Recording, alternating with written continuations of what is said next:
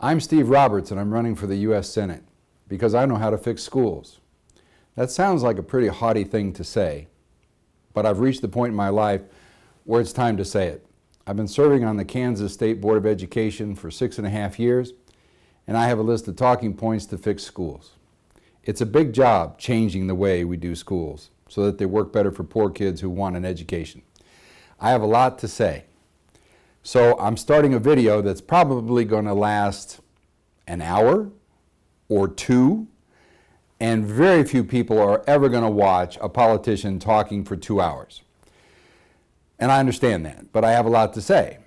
So as we make this video, the idea is that the folks who would help me package and market myself to run for the U.S. Senate will break this up into pieces so that you can watch it more comfortably. So come back to the website regularly and you will see shorter videos. They're not all going to be 2 hours long. But here we are in August of 2019, and the election is a year from today. I'm running to replace Senator Roberts. My name is Steve Roberts. So think of all the money we're going to save in not having to change the name on the office door in Washington. I know that's not how it works. There are 3 office buildings in Washington, and I don't know how they're assigned, but there's the Hart Building, the Dirksen Building, and the Russell Building, all Senate office buildings. I don't know how they're assigned. I have a lot to learn about the Senate, but I can assure you that if the taxpayers of Kansas see fit to send me to represent them in Washington, I will do my best. I will work very hard to make schools work better and to learn the other things I need to do to be a good senator. What's interesting is I've been watching C-SPAN and the U.S. Senate is Roberts comes right before Romney. When they call for a roll call vote, Roberts is right before Romney. I think that would be a good tradition to continue. So again, my name is Steve Roberts, and I approve this message, and I'm going to have to ask for a ton of money. Did I mention I need to ask for money? This is the hardest part for me, because our politicians now all have to ask for serious amounts of money when you run for office at a certain level. Now, I've been serving on the Kansas State Board of Education for 6.5 years. I was first elected in 2012, sworn in January of 2013, and I realized early on in the process that I needed a complete term before I started really ruffling feathers and shaking things up. So I waited until I was reelected in 2016. I was reelected the same day we elected President Trump, and now I'm in my second 4-year term. As I say, I've been on the board about 6.5 years, so I have about 1.5 years left to do what I have to do to make schools work better for poor kids. That's why I'm on the board. I have a list of talking points to make this happen. I've been pushing them ever since March of 17 when I sat down and wrote them. It took about an hour for me to write these talking points, and you can have a copy of them. You can go to talking points at the website here, robertsforeducation.com, and just download the talking points. I have a laminated copy of them on my desk. Now, my office typically doesn't look like this. My videographer, Grace, decided we needed to rearrange the office a bit to make this photo shoot today. That's how politics works these days. I have no problem with rearranging the office and putting it back the way it was. This is a laminated copy of my talking points from March of 2017. The commissioner keeps a copy on his desk. And when I say commissioner, I mean Dr. Randy Watson. I hired him. That is to say, I hired him with 6 of my best friends on the board. Randy was approved with a 7-3 vote. He's been our commissioner now for close to 4 years, I guess, and he's the right man for the job. Randy knows how to keep the troops happy. He knows a lot about the ins and outs of the compliance issues associated with schools. He's a native Kansan. He's the right man for the job. And so later on in this video, when I say the commissioner and I disagree, it's nothing personal with Dr. Randy Watson. He's the best man for the job. I can't imagine a better commissioner. But he's got a board member in Steve Roberts who knows that some of the things we've been doing in our schools needs to change. There are fundamental changes that have to happen in education. So before I get to the talking points, a little bit about, I would say, the overarching reasons why I have to do this. One is I became a Catholic in my mid-40s. I'm 61 now, 61 years old, and I was in my mid-40s, and I became Catholic, and I developed an appreciation for the need to have something in our lives that's very important beyond the daily existence, beyond making money, beyond just having nice things in our lives. We're very materialistic these days, and there's nothing wrong with making money, and there's nothing wrong with living in a nice house, driving a nice car. Myself, I drive an Acura, which is an American car. A lot of people don't realize that we have a lot of Japanese cars made in America. My Acura was made in East Liberty, Ohio. I'm actually kind of proud of that. That's important to me. And the car I drove before that, Toyota Camry, it's an American car. It was made in Georgetown, Kentucky. So I realize as a United States Senator, I'm going to absolutely have to learn about the balance of payments with Asian countries, how big finance works.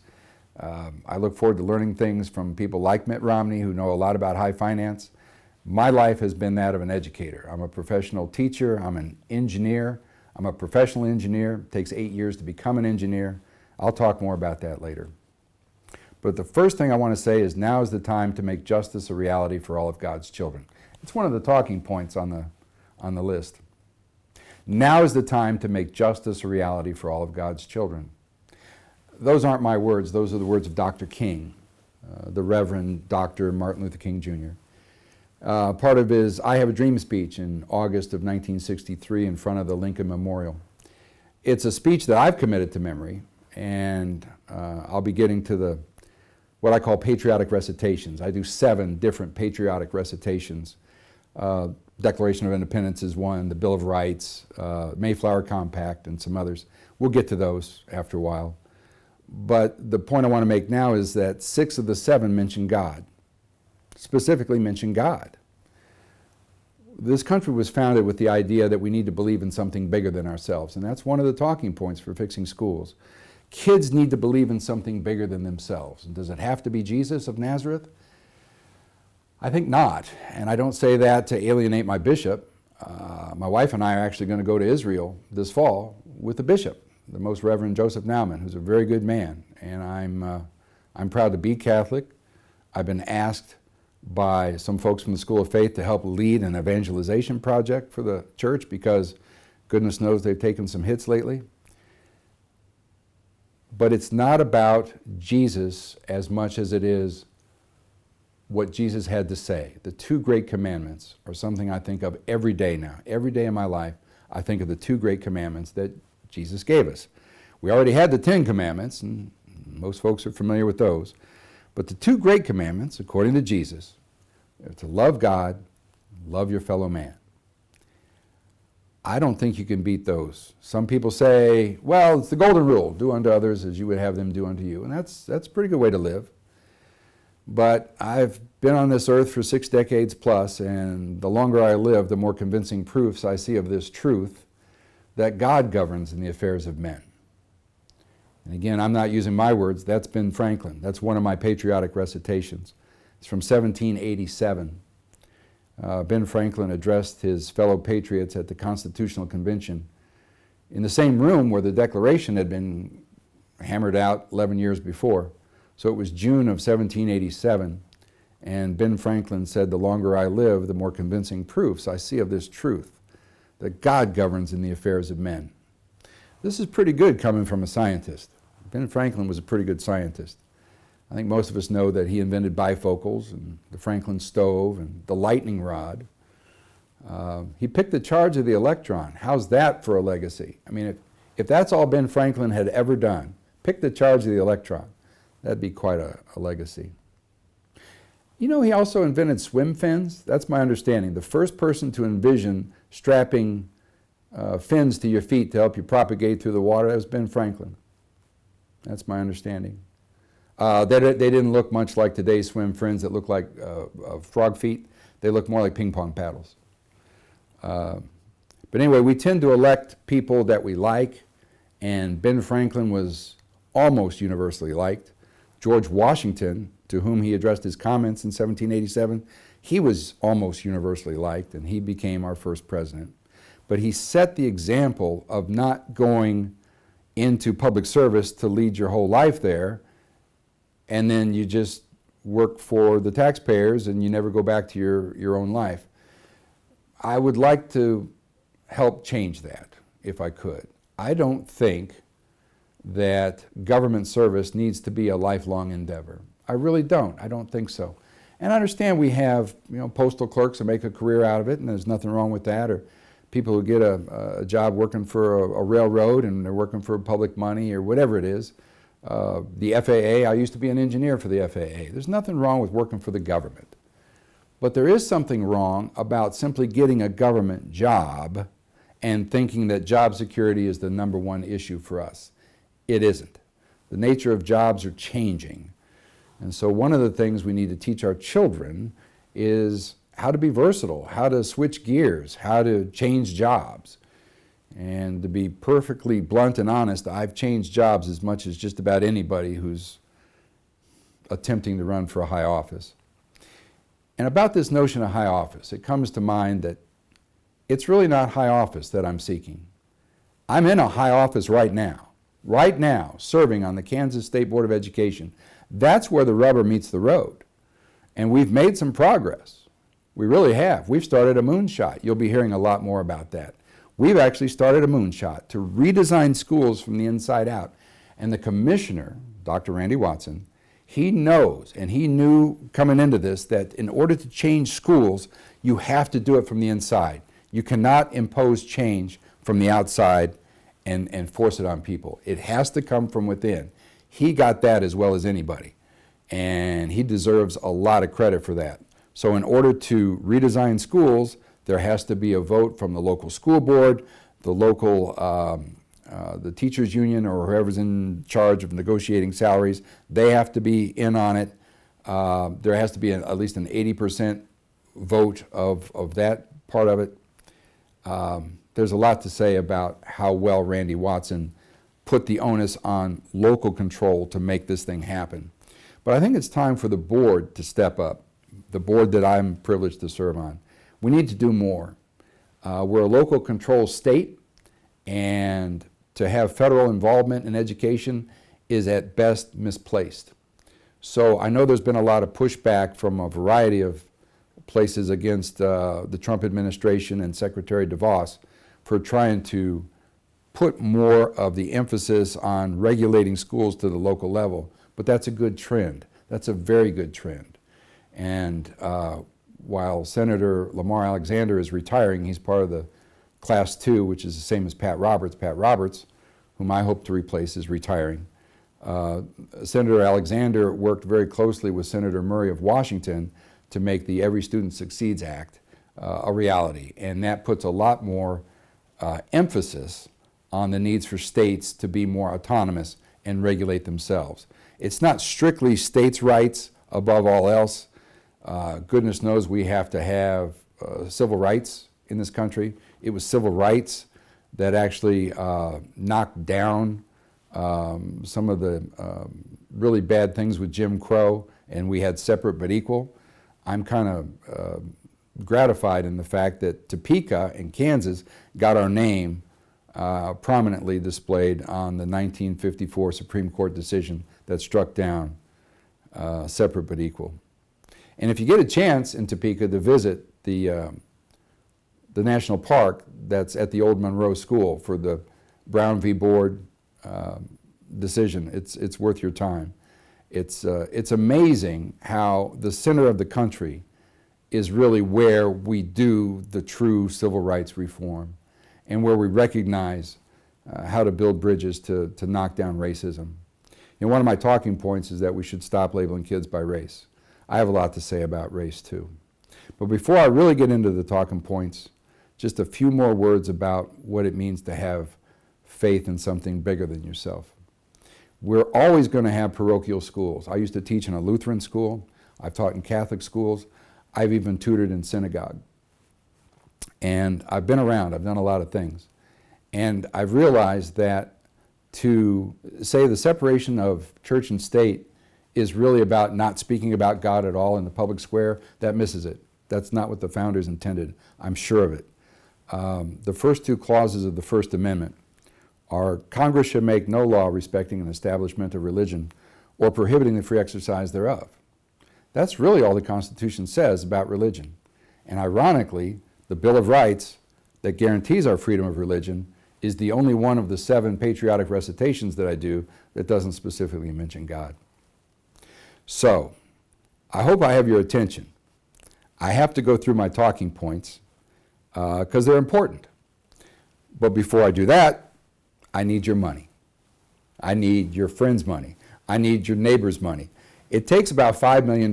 That's the basic number that most people work with to be elected to the U.S. Senate in a Midwestern state, about $5 million. And so we're starting 1 year out. So that means we need to gin up $100,000 a week for a year. $100,000 a week for a year. Piece of cake. Ain't nothing to it. When we ran for the State Board of Education in 2012 and again in 2016, our board races, we spent $7,000 and $9,000. So that's the level of politics that I've been in to this point. And in the last election, I got 76,000 votes, but now we're getting ready to take a pretty big bite. My son's concern is that, Dad, you can't go from school board to Senate. You just can't go from a school board to the U.S. Senate. And I understand the logic to that. It's a pretty big bite. It really is.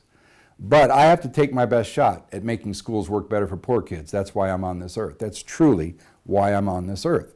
And so that's why I'm doing this. It's not that I've always had a burning desire to be a U.S. Senator or a Congressman or to live in Washington, but I was in Washington 4 weeks ago, and it occurred to me after some serious rumination and thinking about it hard, praying about it really, that I could live in Washington for 6 years or 12. I can assure you it'd be no more than 12. Because we're not supposed to be elected officials and then serve our whole lives in that capacity. We're just not supposed to. Now, it's okay to be a government clerk if you want to be a government clerk and want to work for the post office for 30 years or 40 years and get a nice retirement. That's just fine. But if you're a school teacher, that model will not hold. And it's not up to me, it's up to the public. And the public's telling me it just will not hold. People typically do not go to work for one organization and work 40 years and retire. And because of the nature of the way things are changing so quickly with technology, with information, the way we communicate instantly now, training a teacher 40 years ago did not prepare them for what's happening now. I promise you. So, I have a lot to say about education, and we will be the education candidate. We will be the education candidate. And in having discussions about whether or not I want to just keep the camera rolling, I do. I've instructed my videographer to just keep the camera rolling so you get warts and all. Pregnant pauses, stutters, you're going to get it all. Because I think people are sick and tired of really slick ads from politicians. Admittedly, some of this will be chopped into talking points and made into 30-second ads. That's part of the game I have to play. But I want to keep the camera rolling with my videographer Grace here today because I want you to see that I'm absolutely serious and sincere about making schools work well. We need some changes. We do. We absolutely need some changes in our schools. So let me reach for my talking points, if I might. And you can download these off the website. Fix American Education Starting in Kansas. It was March of 2017. I just got to thinking, if I were running the show, what would I emphasize? And I sat down at my computer and I wrote this. It took about an hour to make this document. And that would include getting the little watermark and the state seal and a copy of the flag, which I stole off the internet. You're not supposed to do that, but I did. And it says, by Steve Roberts, member, Kansas State Board of Education, March 2017 AD. So the AD stands for Anno Domini, and I realize that I cannot do a lot of preaching. I'm a teacher, not a preacher. But I've also realized that in order to emphasize the gravity of this, the importance of this issue, I'm going to do just a modicum of preaching, just a little. So one of the last talking points is if you have a problem with AD, Anno Domini, a reference to the year of our Lord, go back and read the First Amendment. Actually, we've already covered that. So you can read this for yourself. As I say, download it.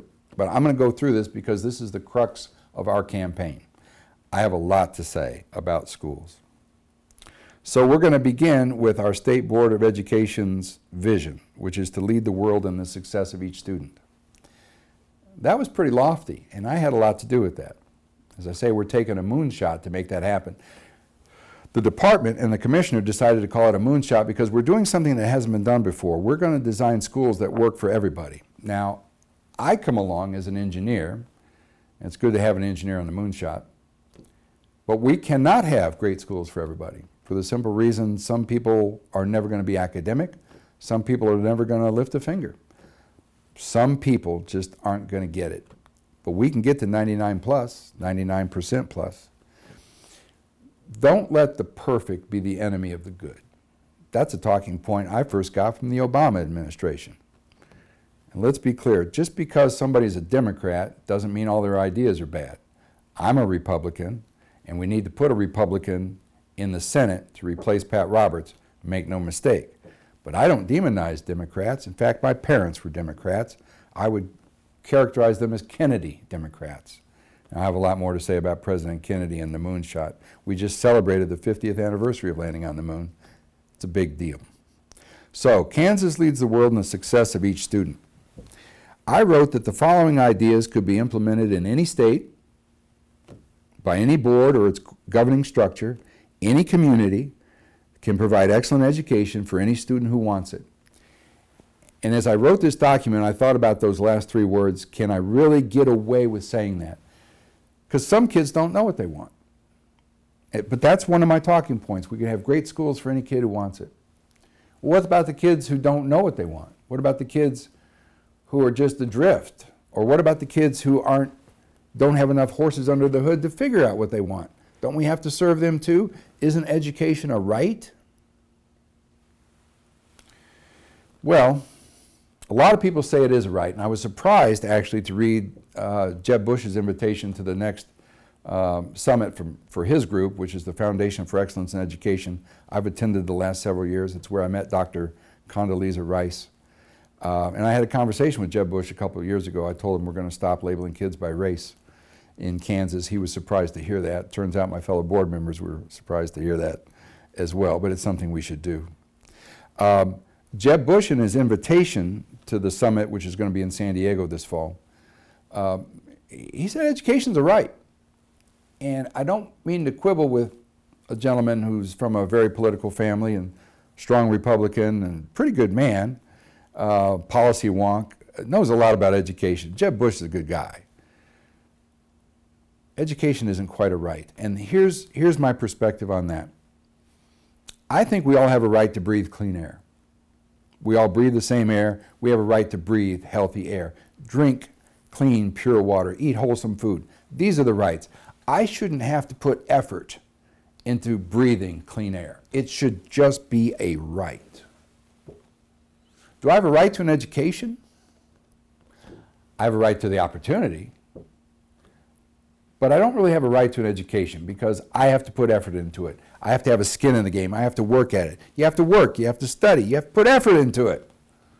So is education a right the same way as breathing air that's clean or drinking water that's pure? I don't think so. So my talking points include we can have great schools for any kid who wants it. And I wrote down the last three words are essential. Who wants it? I understand we have special kids. We have kids who will not ever know what they want, and we have to provide for them as best we can.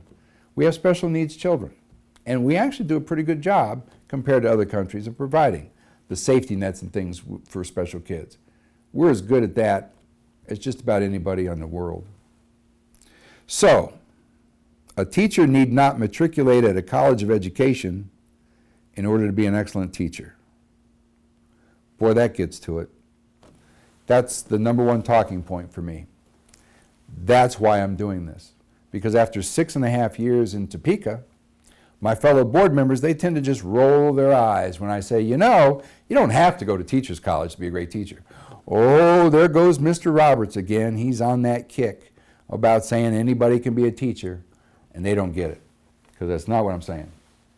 I get accused of that. I get accused of saying anybody can be a teacher, but that's not how it works. I'm not saying that anybody can be a teacher. I'm saying you don't have to go to teacher's college. There's a big difference. Who you want teaching that welding class over there? Somebody knows how to weld, or somebody's been to teacher's college? I became a pretty good math teacher before I got my master's degree in education. I have a bachelor's degree in electrical engineering. It's from the University of Missouri. The emphasis of my first degree was power systems analysis. I should have probably gone to work for a utility, worked as an engineer, made a lot of money, had a Chevrolet with 4 doors and a house in the suburbs with 4 kids and a dog. Could have done that. That's not what Providence had for me. Providence had more in mind that I would someday be in a position to change the way schools work for poor kids. And here I am, right on schedule. A teacher need not matriculate at a college of education in order to be an excellent teacher. If you figure out a better way to say that, I'm all ears, because I've said it as many different ways as I can. And my fellow board members who are educators, they don't quite hear it. They just don't. There's something about job security that holds them back. There's something that holds us back from doing the right thing for kids. And I'm working for you as hard as I can. I just know that it's a true statement. You don't have to go to teacher's college to be a great teacher. Most solutions to problems do not require additional resources. Everybody wants to fuss over money. Money's important. When I tell people I'm on the State Board of Education, they say, oh, well, you've got money problems. We don't. There's more money in education now. We just raised teacher salaries. But at some point, we have to change the fundamental flaws within the system. We could give teachers a 50% raise and we'd still have flaws in the system. Flaws that hurt poor kids. Now, I'm not saying that I can just wave a wand and make sure that every kid knows how to solve problems with the calculus or trigonometry or appreciate the subtleties and nuances of Shakespeare, or you just do what I say and kids will be able to speak 3 languages and play 4 musical instruments. It doesn't work that way. You have to work, you have to study, but we have to provide better opportunities for kids, and that includes choice. We'll get to that. We'll fix high school when we fix 2nd grade. I just wrote that in there because it sounded good as a talking point, but there's also something in that talking point that educators get. We will fix high school when we fix 2nd grade. When I was last under contract to teach, because I'm a teacher, I've been a teacher for 30 years. Right now, I'm a math and physics tutor in Johnson County, Kansas. I love tutoring. I have a student this summer from St. Louis University. We're teaching he's learning the calculus. Not all the calculus, but a good part of the calculus. So we met at the library yesterday, and I got crossways on an integral, an indefinite integral where you don't have limits of integration. I'm going to sound like a math teacher once in a while. Anyway, the point is I wasn't sure how to do this one, so I texted my son, who is a math and physics major at the University of Tulsa. He got a free ride. Maybe I'll tell you about my son, Forrest. Anyway, he texted me back a solution, which was pretty cool. So one of the lessons for my student from St. Louis University is you want to learn how to solve the problems. But when you reach a problem that you cannot solve, it's good to know somebody who does. And that is a very important lesson for our children. We can't teach them everything they need to know. What are the jobs going to be like 40 years from now? What are computers going to be like 40 years from now? We don't know. But we need to teach them to read well and understand the language of numbers. I can't tell you how many times I've said that at board meetings. That's the crux of what we have to do. And I was privileged to hear Senator Ben Sasse of Nebraska suggest to us at the last summit of the Foundation for Excellence in Education, the group Jeb Bush put together 11 or 12 years ago, that Senator Sasse suggested we should differentiate education from schooling. I think there's a lot to be said about that. Our job in schools should be to school children, particularly young ones, in how to read well and how to understand the language of numbers. That's what kids should learn up until about the age of 8.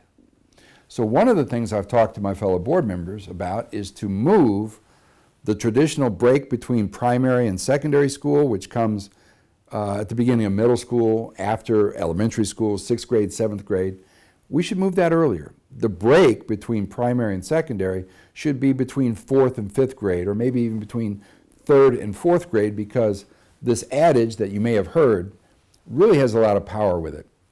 Kids before the age of 8 learn to read. After the age of 8, they read to learn. There's a lot of power in that statement.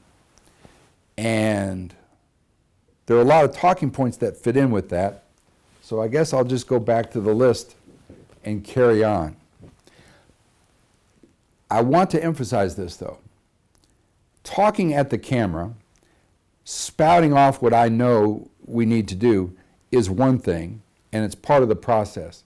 But an even more important process is for me to be able to come to your home or come to your place of business or your social organization where I can answer your questions.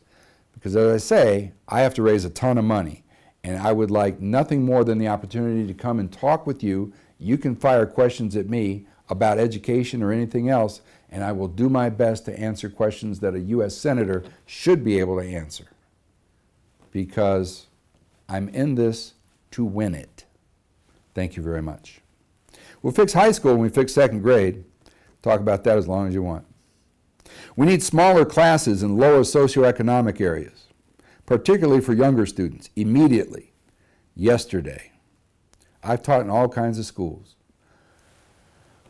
I've taught in hardscrabble schools, and I've taught in safe, bucolic, pastoral, well-managed, well-financed suburban schools. I've taught in the city, I've taught in the country, I've taught gifted, and I've taught kids in special ed. We need smaller classes in the early primary grades, especially in lower socioeconomic areas. We just have to do it. It doesn't sound like a conservative Republican talking point very much. I understand that. I've been labeled conservative and I've been labeled moderate. I don't care about the labels. When I was an environmental engineer, one of the several jobs I've had, I realized how silly the labels can be, particularly when you're talking about the environment. I was an environmental engineer, and I realized early in that part of my life that the labels conservative and liberal are actually backwards when it comes to the environment. Folks who want to liberally exploit the environment are labeled conservatives, and those who want to conserve the environment, practice conservation, are termed liberals. Go figure. So let's not get caught up in the labels too much. And as I try to be the candidate willing to build bridges, able to build bridges, I am an engineer, although I should be clear, I'm not licensed or qualified to build a bridge. I'm not a structural engineer. So every engineer can't do every part of engineering. You have to do what you're trained to do, what you know how to do. And I can assure you that I'm a pretty good math teacher, and I'm going to retire to a classroom when I'm done with politics. I just want to fix a few things first. Stop treating teachers as clerks. That's a big one for me. We'll get to that. Let kids be kids. Encourage recess for early primary students without many rules. Let children play. Let children play. Let children play. We had a presentation at our board in Topeka, State Board of Education, where these folks were talking about the importance of recess and the importance of just letting children play. And I asked the presenter if they were familiar with an experiment of sorts that was done in New Zealand, where they let the kids play in a dump right next to the school. And this particular presenter said, yeah, I'm familiar with that. So I said, do you want to explain it to the fellow board members? She said, no, you can. So I did my best to explain it in very simple terms. There was a dump next to a primary school or elementary school, grade school, I don't know what they call them in New Zealand. But somebody decided that we should let the kids play over there. They'll be able to learn a lot about life if we let them play in the dump with old tires, broken glass, nails with boards with nails in them, garbage.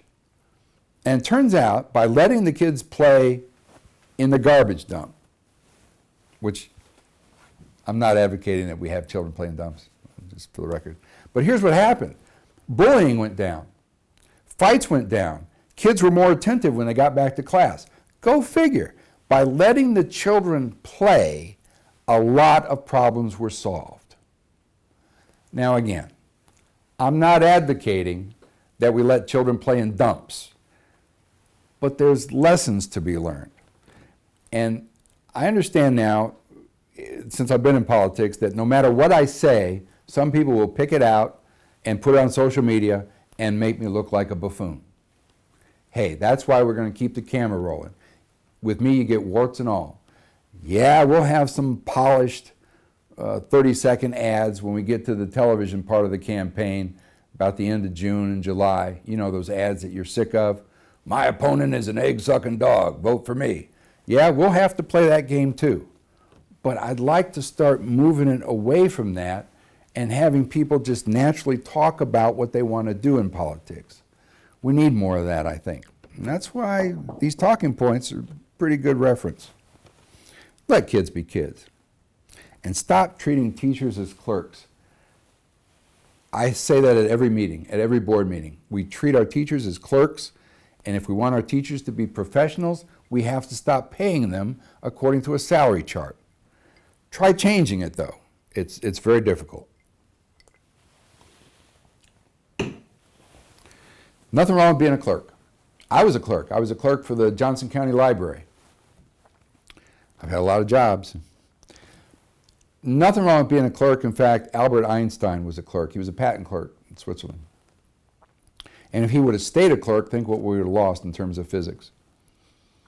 But teaching is not a union gig. That's a talking point later on. Teaching is not union work, and we should stop paying teachers as if they are clerks. The fourth-year teacher automatically makes more money than the third-year teacher in any particular school district, at least in our part of the country. We need to differentiate.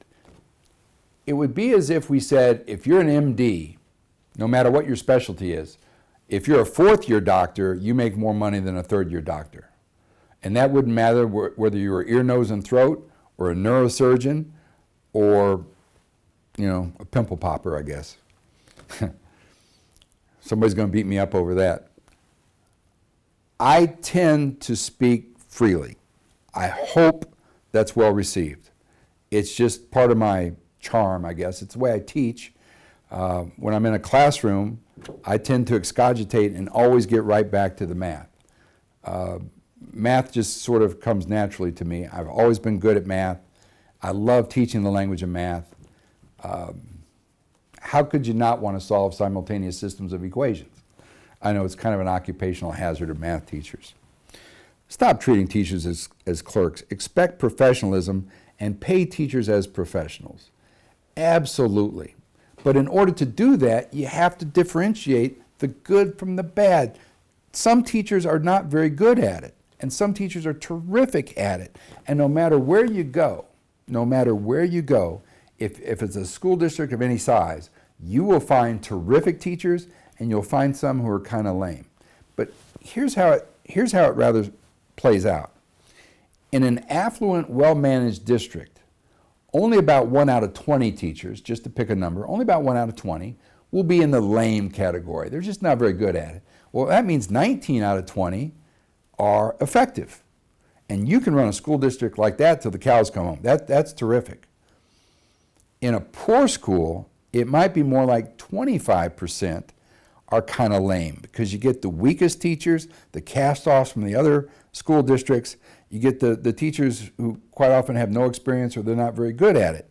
In the very schools that need our best effort, the very schools that need our best teachers, because it's harder to teach in a hardscrabble school. And I don't mean it's 10% harder to teach in a hardscrabble school. I mean it's 10 times harder to teach in a hardscrabble school.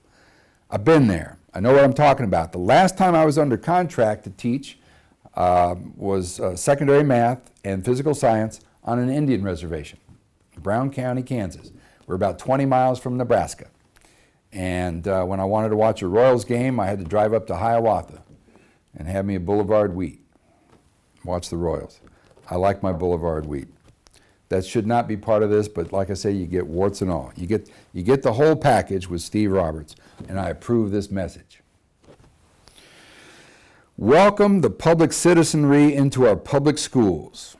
Amen, I say to you, amen. We talk about our public schools and then we push the public away.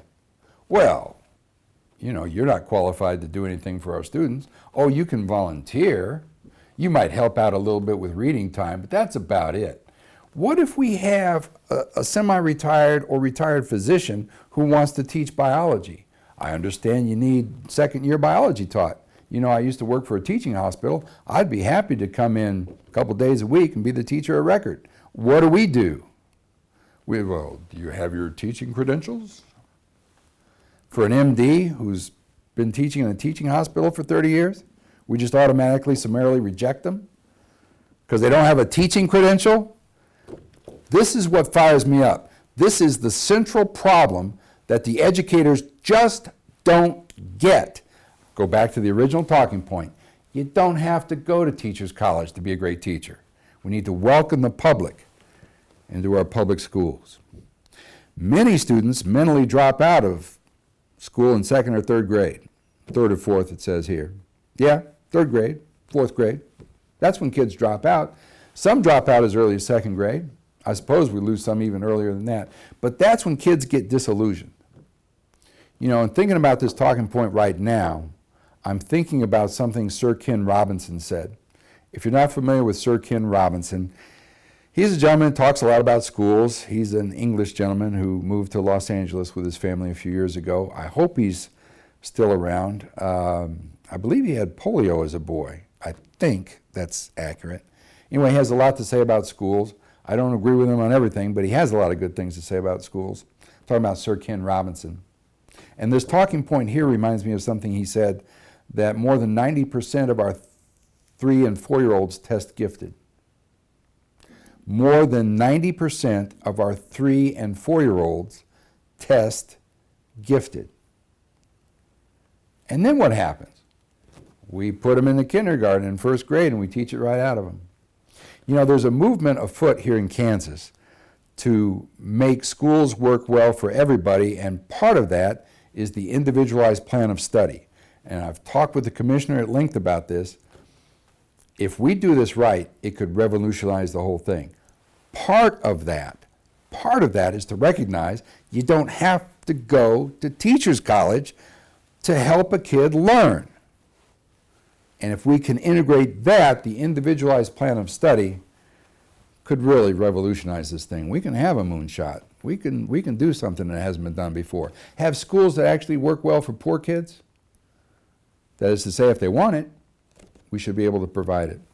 Absolutely. And if that means education is a right, if we want to parse the words that way, then Jeb Bush is absolutely right, if that's what it means.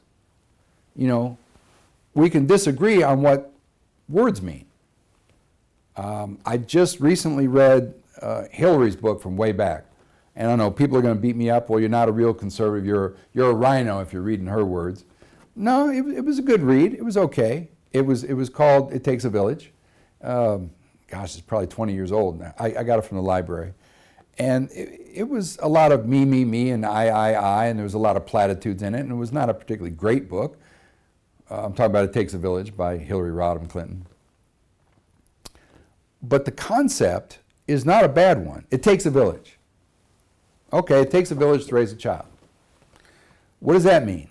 It means we need to do a little looking out for the other guy? Yep. How about good fences make good neighbors? Was it Robert Frost who said that? I think it was Robert Frost. Good fences make good neighbors. But it takes a village. Okay, it does. And community is important. Absolutely. But the moment, the nanosecond that you say, and so families aren't as important, marriage isn't important, raising kids with a mom and dad, that's got nothing to do with it. It's all about the state. I will fight you tooth, fang, and claw. It's not about the state deciding how families should run their families. It's about families. Families come first. Families come first. So if you say it takes a village, that's fine. But families come first. So if that's part of It Takes a Village, I'm with you 100%. That's fine. I'm with you. But say it takes a village so families aren't important anymore, it's up to the state, no. I'll fight you on that. And that's the attitude I'll take to the U.S. Senate. I hope that fits the Republican philosophy better than the Democrat Party philosophy. I think it does. I'd like to think so. We imprison far too many in America, and we have an educational system to blame for that. Yeah, we do. Now, that's not a fix. I mean, that's just a carp. So not everything on this list is a fix. Well, I've got 50 ways of fixing schools. That's not a fix. That's just a complaint. It's not going to change anything. It's just an observation. We put too many people in prison. It's not all because of the educational system. I said we have an educational system to blame for that. There's other things too. I mean, there's drug abuse. There's plenty of things to blame incarceration rates on, but schools play a part. And we need to be willing to change the dynamics of what we provide, particularly to those who struggle with modern life. I mean, when a family is struggling with modern life and they entrust their children to us, and we put them in a school that's overcrowded with a teacher who really doesn't know her elbow from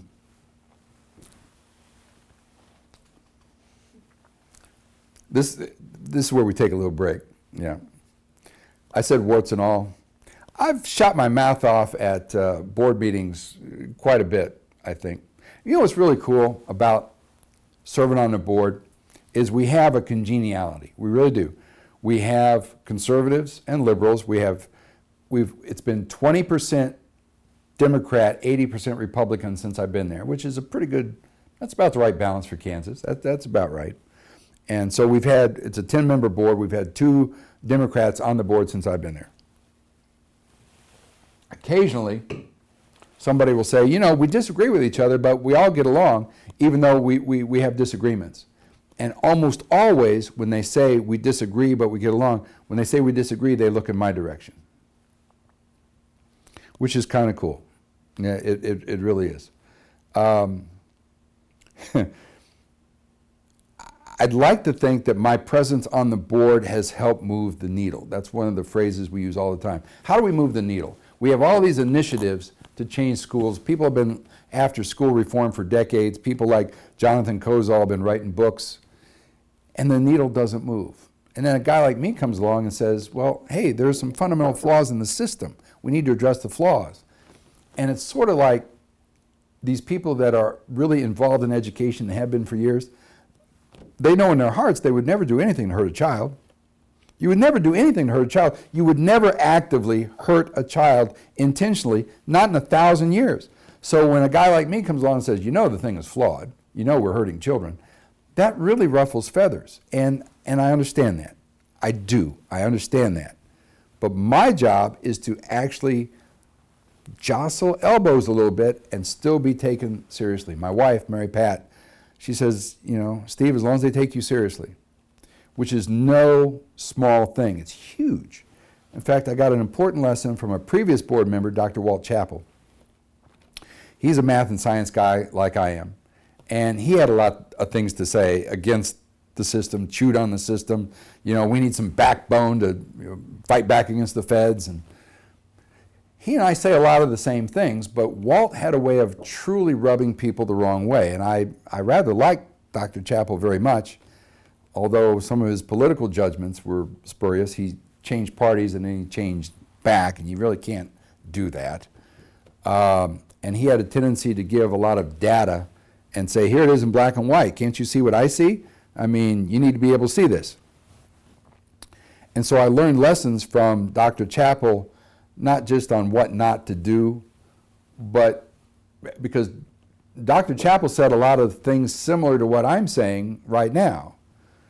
But there's a way to do it while you acknowledge that the stuff that brought us to this point, there are reasons behind it. There are reasons why we pay teachers less than what they're worth. And chiefly, it's because of job security.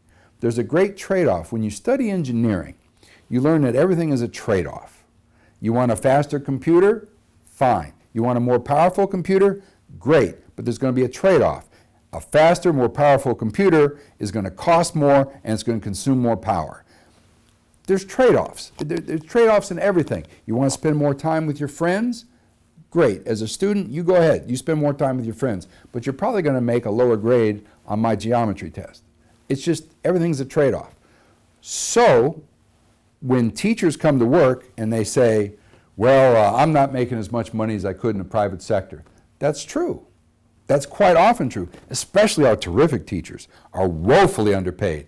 Terrific teachers should have their pay doubled tomorrow. But that's not every teacher. I'm talking about the terrific teachers, the ones that should be at or near the pay scale, the top of the pay scale, after 4 or 5 years, which is a talking point I'll get to in a little bit. When teachers are treated as clerks, it's bad for everybody. It's okay to differentiate pay for teachers. It's okay to pay the really terrific teachers more than the mediocre teachers. And it's okay to fire the bad ones. It's got to be okay, because if it isn't, then who are we hurting? The rich kids or the poor kids? I'm just saying. Nobody's going to watch a 2-hour video except that intern at CNN who's assigned to do it. Who's this guy from Kansas? Is he really running for the U.S. Senate? Yeah. Does he know anything? Well, he's a little different. He's a little different. You know, we just had the moonshot, 50th anniversary of the moonshot. And I was definitely alive for that. I was 11 years old. So on page 31 of this book, and I do not have permission to use this, but, you know, sometimes, what do they say? It's better to ask forgiveness than ask permission. I'll give full credit to Buzz Aldrin and all the people associated with this book. I don't know if it's Random House or, I don't know. Oh, it's National Geographic, Washington, D.C. No Dream is Too High, Life Lessons from a Man Who Walked on the Moon by Buzz Aldrin with Ken Abraham. Buzz actually changed his name. He was born Edwin, I believe, Edwin Aldrin, but he had to change to Buzz. It's just easier.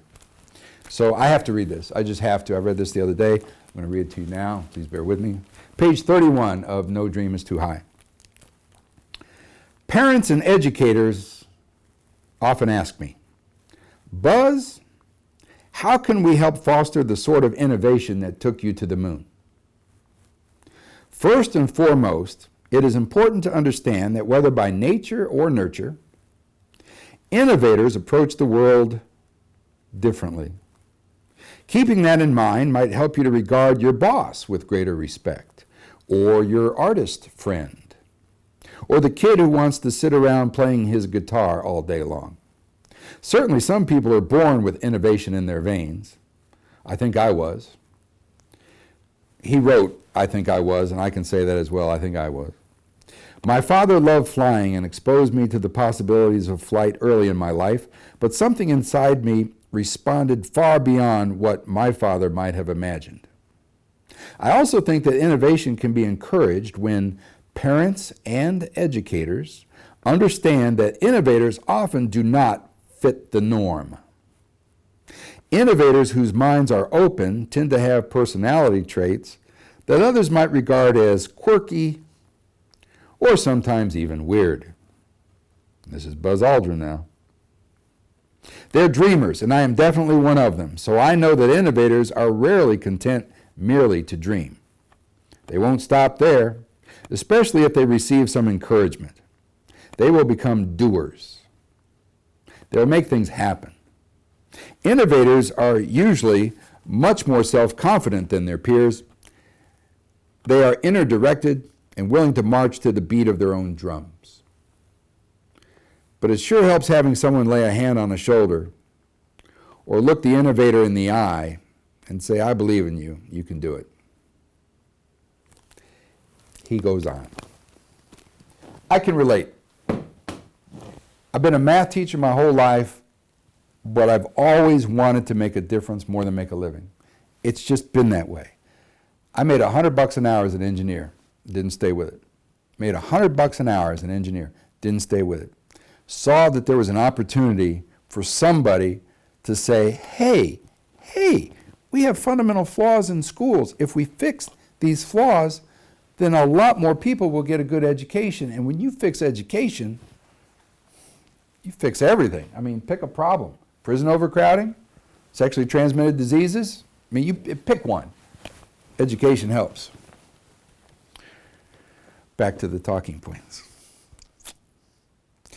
Decrease reliance on property taxes to fund schools. Money should follow the student and more equitably. That's problematic in my neighborhood. We're in Johnson County, Kansas. We have money. And we think the system works pretty well because we have pretty high property taxes and our schools reflect it. We have terrific schools. When the Democrats ran the state of Kansas after statewide elections in the early 90s, the Democrats put in formulas to try to equalize everything. Separate but equal? No. Or how about, was it George Orwell? Animal Farm? All animals are equal, but some are more equal than others. We can no longer rely on property taxes to fund schools. Sorry, folks. I know that wouldn't get me reelected to the board from Johnson County because people would say, no, he's not one of us. No, he's not one of us. We like property taxes funding our schools. Well, that's how it is in Johnson County, but it doesn't work well for the rest of the state. I'm working for the whole state. And when I'm in the U.S. Senate, I'll be working for the entire country. One of the difficulties we have is we use children as pawns in political games. It's a platitude to say that we should stop doing that. I understand no matter what we do, we're going to have politics. There are natural laws at work. I understand there are natural laws at work. If a kid lives in a nice, wonderful, warm, cozy house with parents, extended family, grandparents, neighbors that they can trust, it's a safe, wonderful neighborhood, that child is off to a much better start than the kid who lives in a cardboard box or simply doesn't know where they're going to be spending the weekend because, well, they're in a transient world. I had a lot of that on the Indian reservation. We had kids who would simply count the sunrises to know when they had to come back to school. There was no clock in the house. There was no calendar in the house. They just knew that if, after 2 more days they had to come back to school, unless they were told it was a 3-day weekend, then they had to count another day. That's how they knew when they come back to school. Crushing poverty on the res. Drug abuse. I don't think I want to get into that right now, but we'll make a video perhaps in the future, and the folks who are advising me are suggesting that I can't do it all in a one-shot video. I'm going to have to update this thing. So come back to the website. Don't feel like you have to watch this whole video in one shot. You don't have to. You don't have to vote Republican, but for the U.S. Senate, if you don't vote Republican, you'll be making a mistake because there's some really crazy things coming. We don't demonize the opposition, though. We don't. My parents were Democrats, and I should talk more about them, too. President Kennedy obviously was a Democrat, and he urged us to go to the moon, and without President Kennedy's urging and admonitions, we don't make it to the moon. So we have a lot to thank for President Kennedy, even though obviously he wasn't alive to see it. President Nixon was president when we actually landed on the moon. But I was raised with the ethic to ask not what my country can do for me, ask what I can do for my country, right? You probably know that famous quote from his inaugural, January of 1961. President Kennedy. In that same inaugural, President Kennedy reminded us that our rights do not come from the generosity of the state, by the hand of God. That's how I was raised. Now, that's a Democrat saying that, so I'm reminded of that when I started chewing on the Democrats and saying Republicans are better. If it's a good idea, it doesn't matter who it comes from. We don't demonize the Democrats. Math standards should be succinct and to the point. When I was at the Kickapoo, I wrote new math standards and I couldn't sell them because my fellow board members just assumed that whatever came out of the department was better than what one guy could write. And we did hire some writers, some professional writers to help with the project, but they were pretty much my own standards, admittedly, and you know, two heads are better than one, that kind of thing. I can tell you, though, being a collector of math books, that when you start getting a lot of authors to a math book, it ends up being a piece of crap. It really does. Math books that are written by committee are usually pretty bad. They're just bad. And often they're replete with all sorts of errors and omissions and mistakes. The best math books are written by either one or two people. And I think we could do better in lawmaking with that attitude. Simple, declarative, principled law is the way laws should be written. Goodness knows there's way too much verbosity, too much language. The laws are too thick. There's too much regulation. I'm not opposed to rulemaking. In fact, I'm asking my fellow citizens to make me a lawmaker. That's really the business of working in the U.S. Senate. What should the rules be? They should be simple, declarative, and principled. There seems to be almost, how would I say this? The Soupy Sales School of Lawmaking. Soupy Sales. You're too young to remember Soupy Sales. He was a comedian. The whole thing was a pie in the face. That was his big thing. A pie in the face. Oh, what a knee slapper. Pie in the face. So if a pie in the face is funny, 10 pies in the face must be 10 times as funny. And that's kind of how we write law. If a 40-page law is pretty good, a 400-page law must be 10 times as good. It's not my strongest talking point, but you get the idea. Laws need to be simple, declarative, and principled. And when I sit down with any legislator, whether it's federal or state, I try to work that into the conversation. Laws should be simple, declarative, and principled. It's really the difference between lawyers and engineers. It really is. There's a basic difference between lawyers and engineers that can be described as looking for solutions or looking for resolutions. It really is literally the difference between solving a problem or resolving a problem. Lawyers tend to plow the ground over and over and over. We're going to solve the problem, except we know we're going to have to visit it again. So we're looking for a resolution because we know we're going to have to resolve it. Engineers look for solutions, and when we find the solution, we're done with it. We've solved it. Next. It's a difference in philosophy. Now, I'm not against resolutions. Sometimes you need a resolution. And when kids are fussing on the playground, you want them to resolve their issues because they're going to have issues in the future. But I'm trained as an engineer. And when I'm teaching either math or physics, we solve problems. Admittedly, some engineers create more problems than we solve, but we're in the solutions business. So I wrote math standards and I couldn't sell them.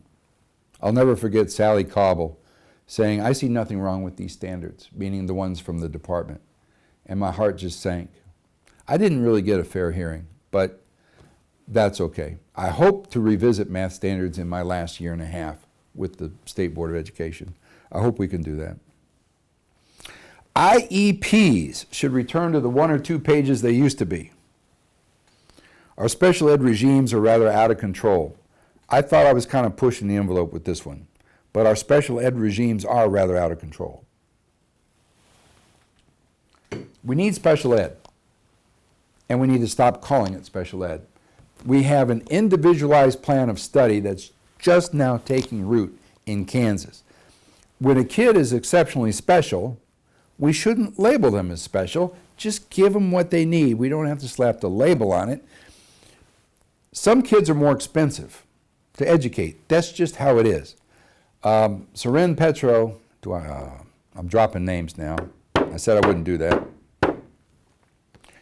but I just did. Okay, he's a sports talk guy in Kansas City. He has a daughter who's losing her sight. Her name is Brooke, and she's a terrific Braille reader. And she's won contests at the School for the Blind. I guess maybe this would be a good time to mention I serve on the local board for the Kansas State School for the Blind, as well as the Kansas State School for the Deaf. That's part of being a state board member.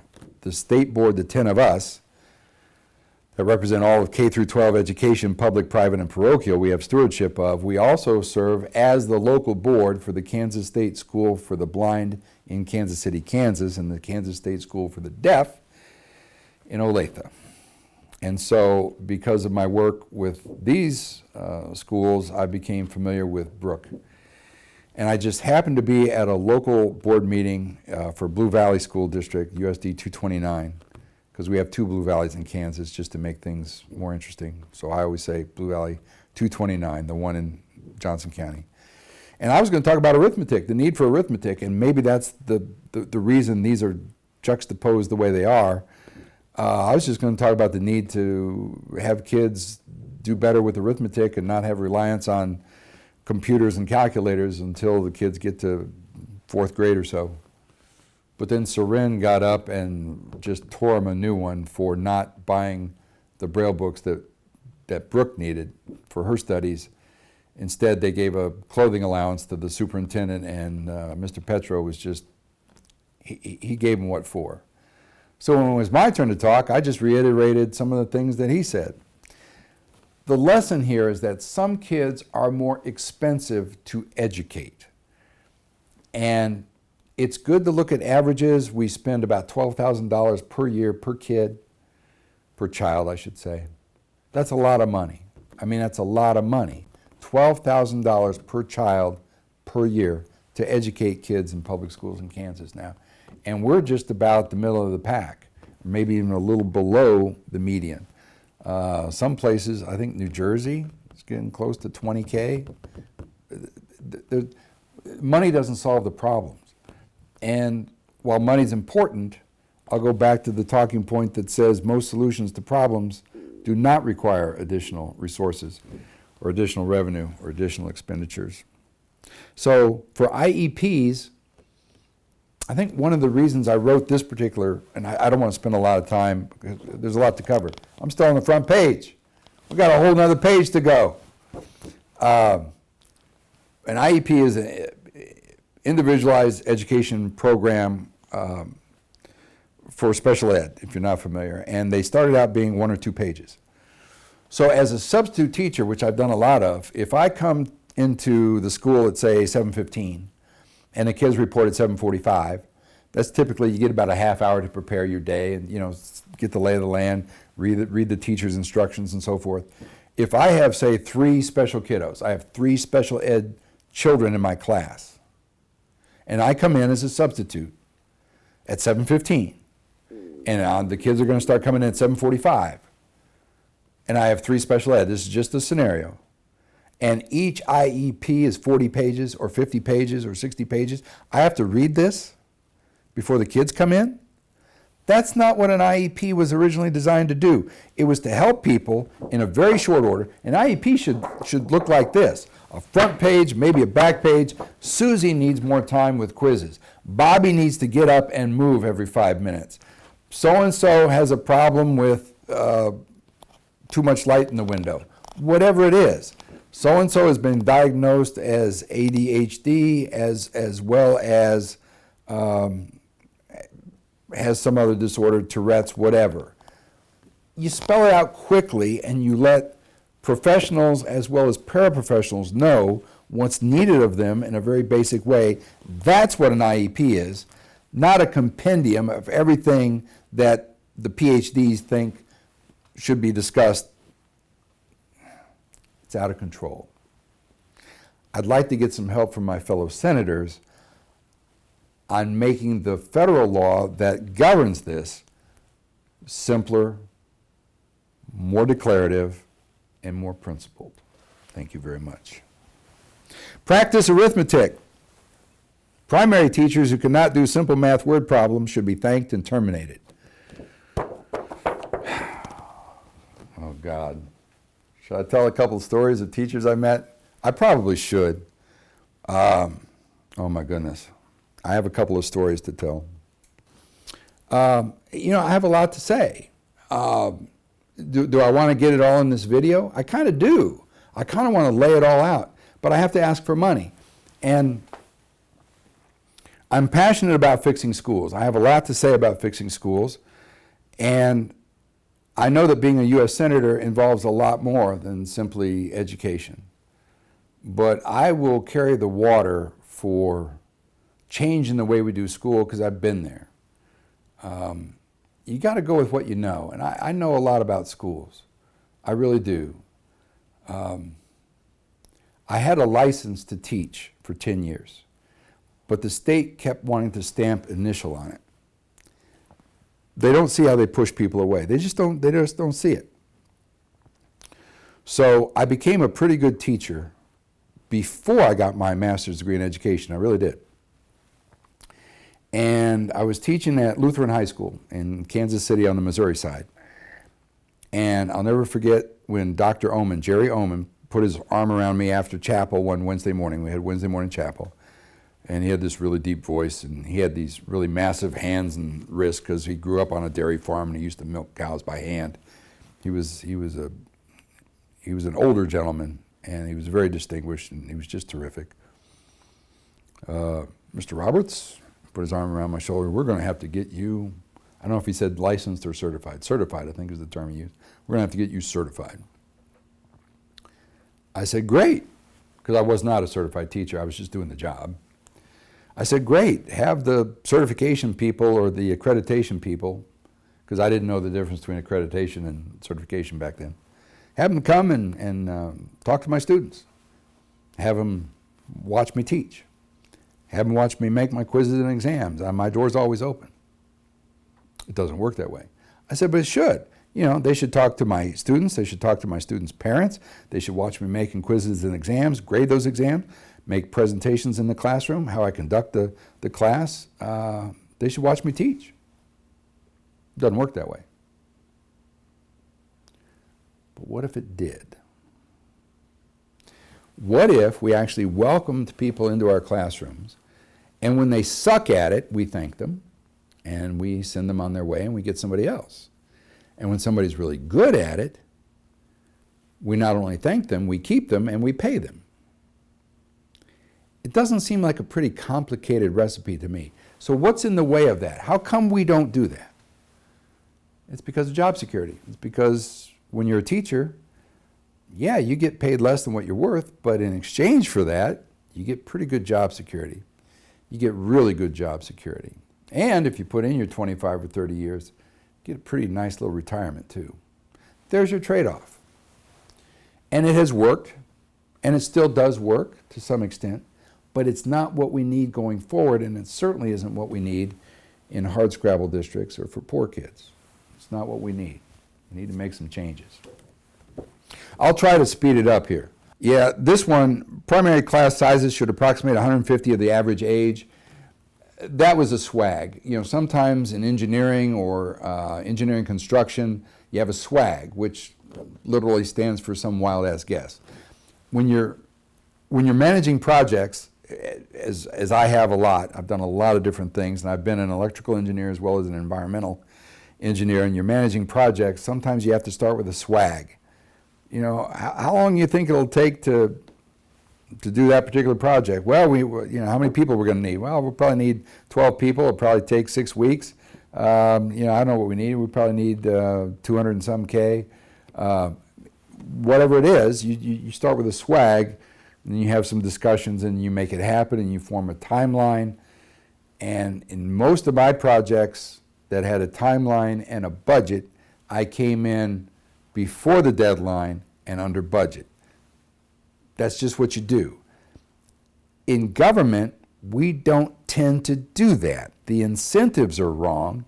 And so I know when I was at the FAA, if they didn't spend all the money, they got less money the next year, so they tended to spend everything. They got penalized, in effect, for not being wasteful.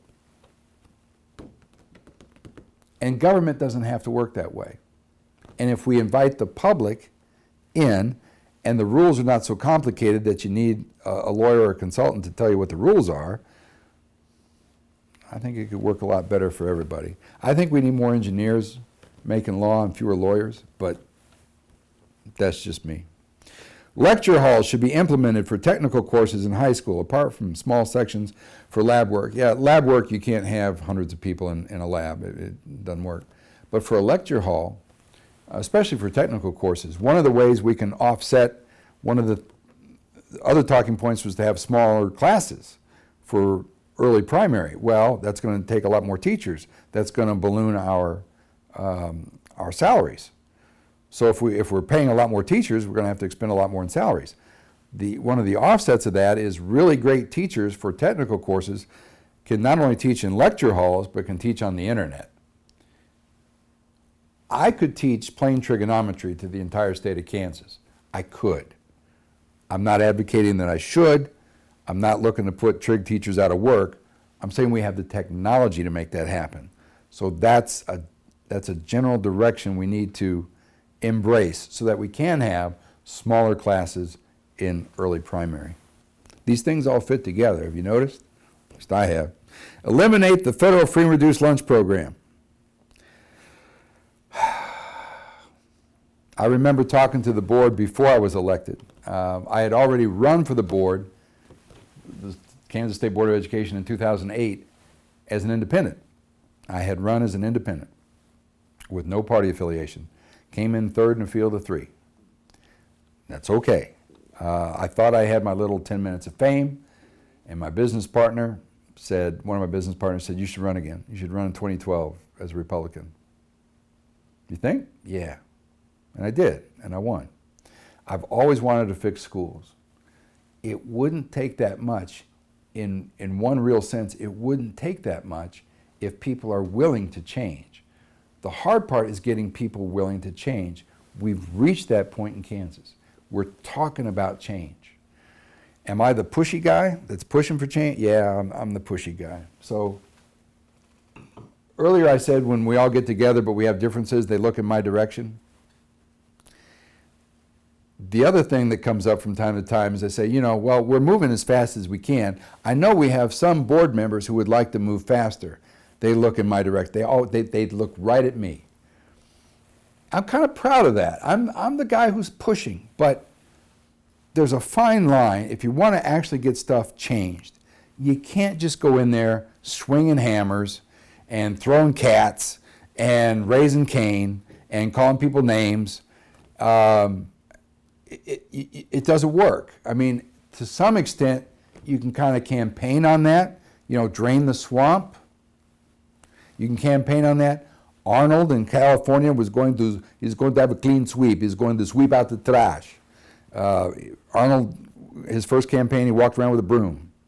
He was going to sweep out the trash in Sacramento. When he ran the second time, there wasn't any broom to be had. He realized you just don't do that. So long-lasting change is done by building bridges a lot more than raising Cain. On the other hand, it's kind of fun to raise Cain. It's kind of fun to get people out of their comfort zone. That's part of being a great teacher. We had a teacher of the year just a couple years ago saying the magic in my classroom happens when the kids get out of their comfort zone. And that was just music to my ears. That's what you need in politics too. You got to get out of your comfort zone. So I don't seem to have a problem of trying to get people out of their comfort zone. So when we eliminate the federal free and reduced lunch program, that gets people out of their comfort zone in a hurry. And I get accused of wanting kids to starve. And I'll tell you here in a second what we're going to replace it with. We're going to eliminate the federal free and reduced lunch program. When you send your kids to school, they should get lunch and breakfast too if it's warranted. If you run a school, feeding the kids is part of running a school. You have to have paper. You have to have a copy machine. You have to be able to afford the person who comes to fix the copy machine. You have to pay the light bill. Unless you live in San Diego where it's warm all the time, Honolulu, you have to pay the heat bill in the wintertime. Lunch should really be the same as heating the buildings in the winter. You send your kids to school in the wintertime, we don't nickel and dime the poor kids 50 cents for the heat and then charge the rich kids $2.50 for the heat. The building's heated. Lunch should be the same way. It shouldn't matter how much money your folks make. If you're a kid, you get fed at school. So much of what we do in wrangling over budgets is complain about how we don't have enough money.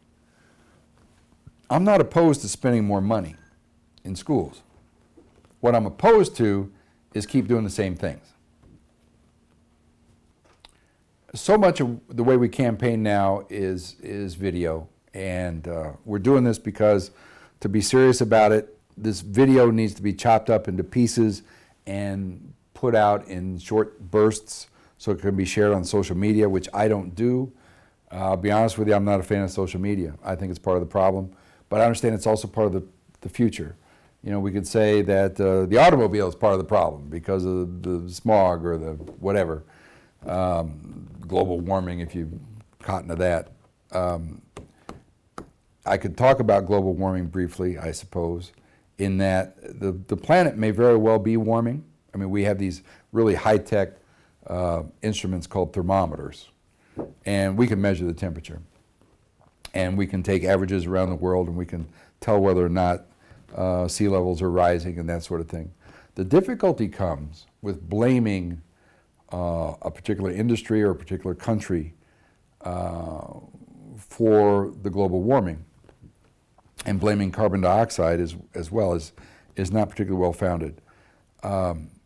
You know, you teach science, and you understand that when you eat a bacon, lettuce, and tomato sandwich, and you get that little piece of tomato on your lip, and you kind of wipe it with a napkin, there's a little seed right there, a little tomato seed.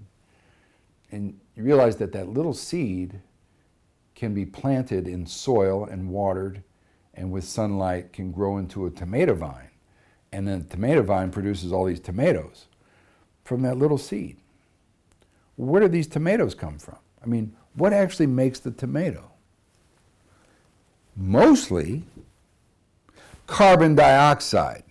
So if you're really concerned about an overabundance of carbon dioxide, I read a really nice study from some folks, I want to say in Sweden. That may not be right, but they suggested anywhere between 500 billion and a trillion trees planted would take care of it. I don't agree with the hand-wringing about, oh my goodness, if we don't act to put clamps on all of our fossil fuel industries within the next 20 years, we're going to be losing everything. No, that's poppycock. It's a complicated system. The planet may very well be getting warmer, but it may be getting warmer naturally because we go through warming. And the last ice age was only a serious ice age with a sheet of ice a mile thick in this part of the country was only 10,000 years ago. That's like that in geologic time. Things change. There's nothing magic about setting the year 1950 as the baseline. There's a lot of really bad science out there. So in terms of my attitude on global warming, there may actually be a warming going on, but people jumping to conclusions about what causes it or about what we need to do are almost always poorly thought out. It's a complicated system, and I'm convinced that if sea levels were to significantly rise in a very short period of time, over just a couple decades, that we could address it. I mean, we could plant more trees if the culprit really is carbon dioxide, because trees mature in 10, 20 years or less, depending on what kinds of trees. Poplars grow fast. The plankton in the ocean has a lot to do with it as well, because there's so much plankton in the ocean. It covers 70% of the planet. I teach math, physics, and earth and space science, and I was licensed to do that for 10 years in Kansas. So I got my degree in 2007, my master's degree in education. And then I applied for my first teaching license based on that master's degree. And after 6 months of wrangling with the department, because I got it from Grand Canyon University in Arizona, and so it wasn't a Kansas school, so they didn't automatically, approve my license. It took 6 months of wrangling with the department to get my first license, my initial 2-year license. And I had 3 endorsements, which I tested out of: math, physics, and earth and space science. By the way, when I took my graduate record exam in mathematics, I got an 800. It scores the same as the SAT. A perfect score is 800. Yeah, I understand the language of math. That doesn't count for anything in the world of education, though. So I got my first 2-year initial license in 2008. And in 2010, they gave me my second initial 2-year license. But I've already had a license for 2 years. Yeah, but you haven't been under contract, so we're going to give you a second initial 2-year license in 2010. In 2012, I got my third initial 2-year license from the state of Kansas to teach math, physics, and earth and space science. In 2014, I got my fourth initial 2-year license from the state of Kansas to teach math, physics, and earth and space science. In 2016, I got my fifth initial 2-year license to teach math, physics, and earth and space science. We got to 2018, I just said, forget it. I don't need a sixth initial 2-year license. These people don't get it. They just don't get how we push good people away. Because I haven't been under contract paying into the retirement system, that's what drives it. I'm just saying. The commissioner, Dr. Randy Watson, calls me professor. I'll walk into the boardroom and he'll say, good morning, professor. And he's always effervescent and cheerful. We've had some serious discussions, though. He says, Steve, teacher quality, teacher licensure, it's not even in the top 50 things that we have to worry about. He's wrong about that. He's wrong. Teacher quality is everything. Teacher quality is really everything.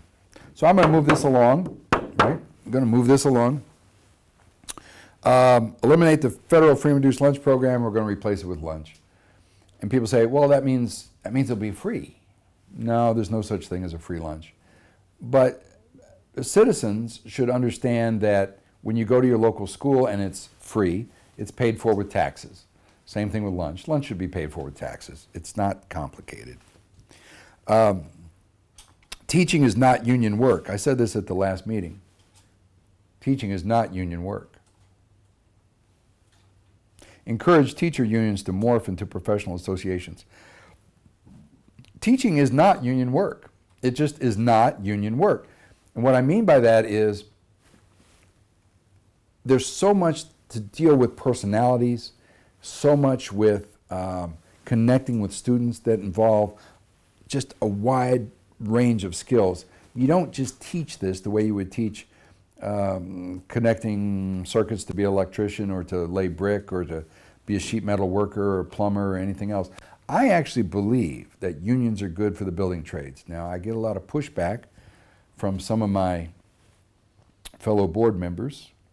I get a lot of pushback from some of my fellow Republicans, conservatives especially, about unions. I have my own opinions, and I'm biased because my dad was a union carpenter for a time. He was mostly a salesman his life. He did a wide variety of things as well, my dad. He was a sailor in World War II. He cursed like a sailor. That's one of my character flaws. I'm capable of cursing a blue streak too. But my dad, when he needed to put biscuits on the table, went down to the Union Hall at 45th and Paseo in Kansas City, Missouri, and showed him that he was a good old country carpenter, and he could hammer a nail, and he could saw, and he could figure. He was good with arithmetic, and so he could measure, cut, saw, nail. He could do all that stuff, and he got a job working for Del Webb, which is still around today. Del Webb was the primary contractor in building Mid-Continent International, MCI, north of the river in Platte County, Missouri, just south of Platte City, where I ended up going to high school. So my dad was a union carpenter, and that gives me, I have a certain sensitivity maybe to how unions help families put biscuits on the table. You have a union member and you have the other parent staying at home with small children. That's good for small children. Families come first. You know, it takes a village, fine, but families come first. And so, you know, I don't have all the answers, but I can tell you this: unions are good for the building trades. I'm convinced of that. Should truck drivers be union? I drove a truck for a year. I was an over-the-road truck driver for a year. Yeah, I've done a lot of things. And I don't think truck drivers should be Teamsters, because then half the stuff at Walmart would cost half again as much. And I don't think that the women and men who assemble cars in factories should be members of the UAW. I think that should be optional at best. I like the fact that Asian companies have come to this country to build their cars. I mentioned earlier, I believe, that my Acura was made in East Liberty, Ohio. And prior to that, my Camry, Toyota Camry, was made in Georgetown, Kentucky. One of the ironies is when I traded my Ford Crown Vic for the Camry I had before my last Camry, when I traded my Crown Vic, my Ford, for my Camry, Toyota, I traded a foreign car for a domestic car because my Ford was made in Ontario because of the CAFE standards, corporate average fuel economy. So it was made in Ontario. And then my Japanese car, so to speak, was made in Kentucky. Go figure. The times, they are changing. We'll keep it moving. We'll keep it moving. We'll keep it moving. All right. Let welders teach welding. Let attorneys teach civics and government. Let engineers teach trigonometry. Because I could talk about that for an hour, I'll let it go. That's my wheelhouse. That's why I'm running. Because we have to change the way we do things. The test for professional teacher licensure should come after a teacher's on the job, not before. The commissioner and I have gone back and forth on this. He thinks we're already there. I think there are changes that need to be made. There's a lot of politics associated with that. But basically, I was thinking about the tests that I took. I had to take tests to show that I knew the language of math. I can tell you this, if you can do the math, then you can do the engineering. If you can do the math, then you can do the physics. I had a college professor who taught me that, and he's absolutely right. And an engineer is always concerned with the cost of products and services. That's what distinguishes an engineer from a scientist. Scientist doesn't give a hang what things cost. Scientist is interested in the truth. What makes this phenomenon this phenomenon? Cost doesn't enter into it. That's a scientist. An engineer is always concerned with the cost of products and services. And if you can say that fast enough, along with the quadratic formula, you'll probably get yourself a degree in engineering. Great teachers should be paid a high-end salary after just 3 or 4 years on the job. Amen, I say to you, amen. We have our teacher of the year. Her name is Whitney Morgan, a fifth-year teacher from Kansas City, Kansas. Her specialty is English, secondary English. She's teacher of the year in the state of Kansas, fifth-year teacher. She should be paid at the high end of the salary. I'm just saying. And we had these teachers before us. The way we do it in Kansas, we have, without getting into all the weeds, we have 8 candidates for teacher of the year, a primary and a secondary from each of the 4 congressional districts.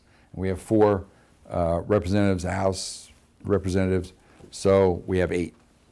That's just how we do it. And so we had all 8 in front of us at a board meeting.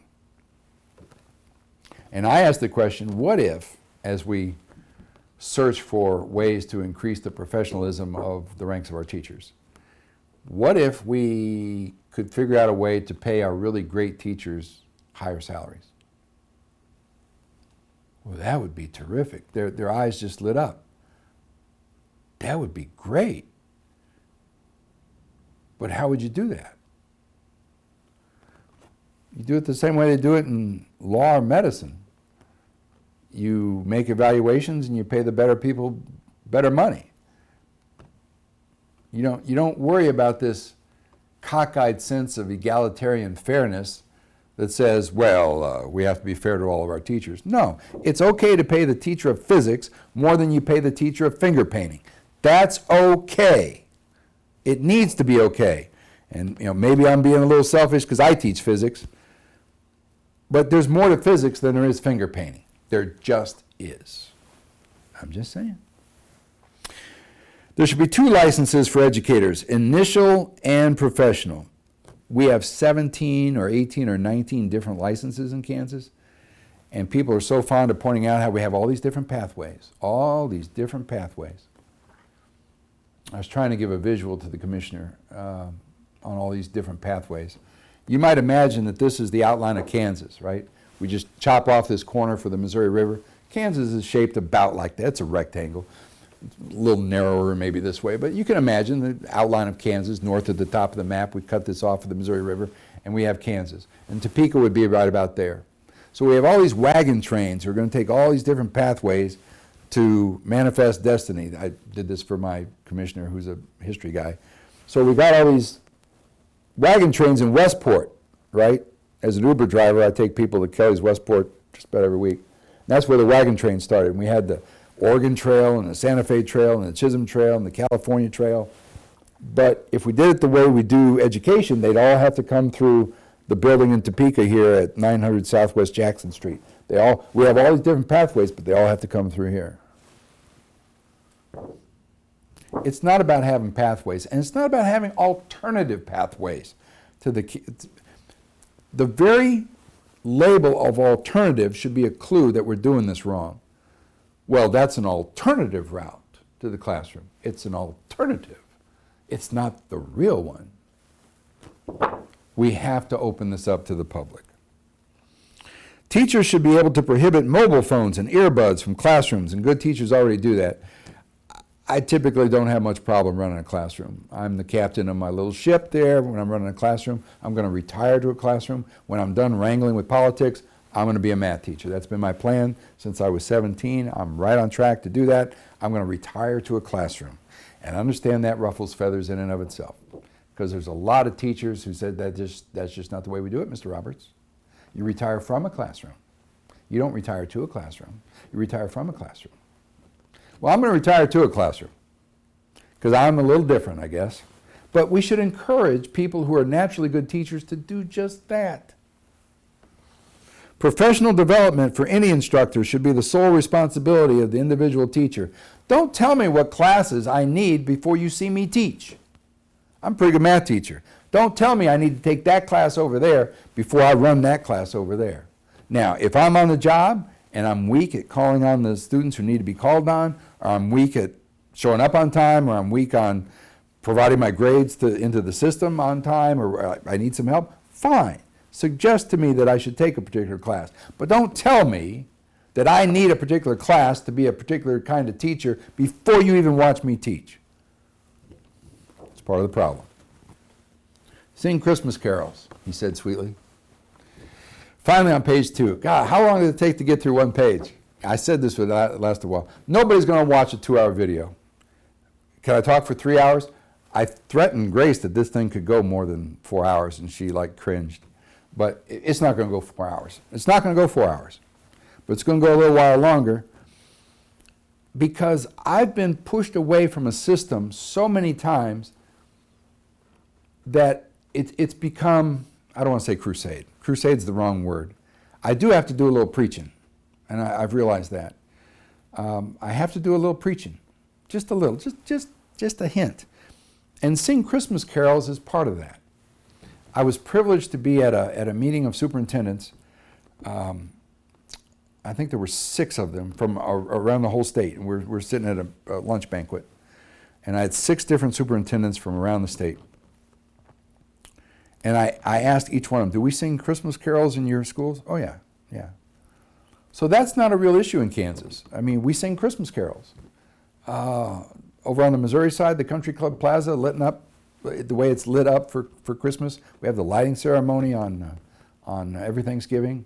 The rooms on the north side of the Intercontinental Hotel are booked years and years in advance just for Thanksgiving. It's a big deal. The Country Club Plaza is the first shopping district, as I understand it, designed for this newfangled machine called the automobile in 1922. So they're getting ready for their centennial. Am I still going to be an Uber driver when they have the 100th anniversary of the Country Club Plaza? I don't know. Maybe I'll be serving in Congress. Maybe I'll be a U.S. Senator. Sing Christmas carols, especially in primary school. Do not discount or prohibit non-Christian religious songs or poems. So here's just a bit of religious perspective. My wife and I go to church regularly. I love the Mass. I've been Catholic since I was in my mid-40s. I'm 61 now. I plan on dying Catholic. Not anytime soon. I've told people I'm going to die in a classroom, and that's kind of maudlin. But that's my most natural element, is being in a classroom. Hopefully you kind of see how I could be a teacher, especially with the language of mathematics, which I know pretty well. You should see me teach math. The question I want to ask, as we're going forward trying to make a more perfect union, is this country a Christian nation? So that's my question. I mean, I'm guessing that you haven't been watching all along. You've started and stopped the video, and now we're picking it up right here. And if you have been watching the whole time, God love you. Is this a Christian country? Is the United States a Christian nation, yes or no? I'll just leave that for you. We'll answer that in a second.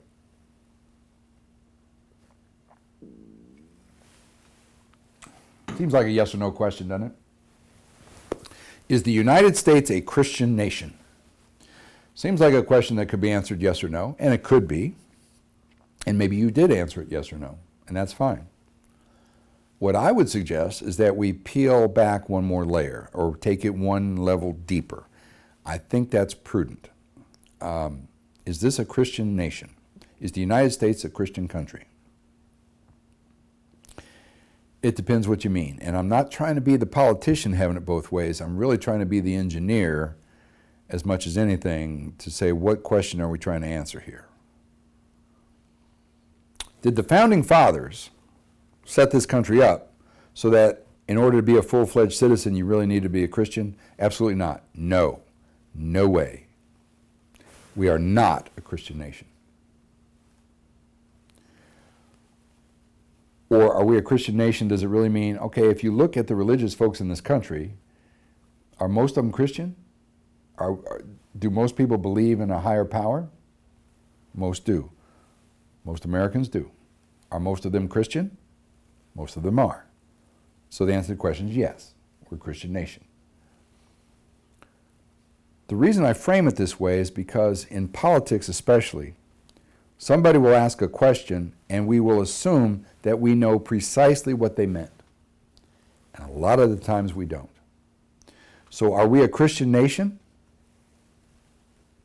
If you look at just the numbers of how people put their belief or what their worldview is in relation to a higher power, the answer might be yes. I would say the answer is yes. But did the founding fathers put this country in motion so that you really need to be a Christian to be a full citizen? No, not at all. Not at all. Not at all. No, in that sense, we are not a Christian nation. So is it okay to sing Christmas carols? You betcha.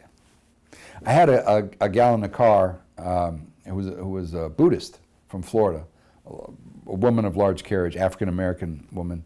She had come back to KCK for a reunion, either her 40th or 50th reunion. She was just a delight to talk with, and we had a wonderful chat as I took her to the airport. And I said, one of my talking points is we ought to sing Christmas carols. Oh, I love Christmas carols. So that's just very unscientific, one vote from a Buddhist. Loves Christmas carols. Art and music, civics and history, scientific inquiry, and basic responsibilities are just as important as math and English. That was a politically correct statement. Yeah, I mean, even yours truly is going to be politically correct.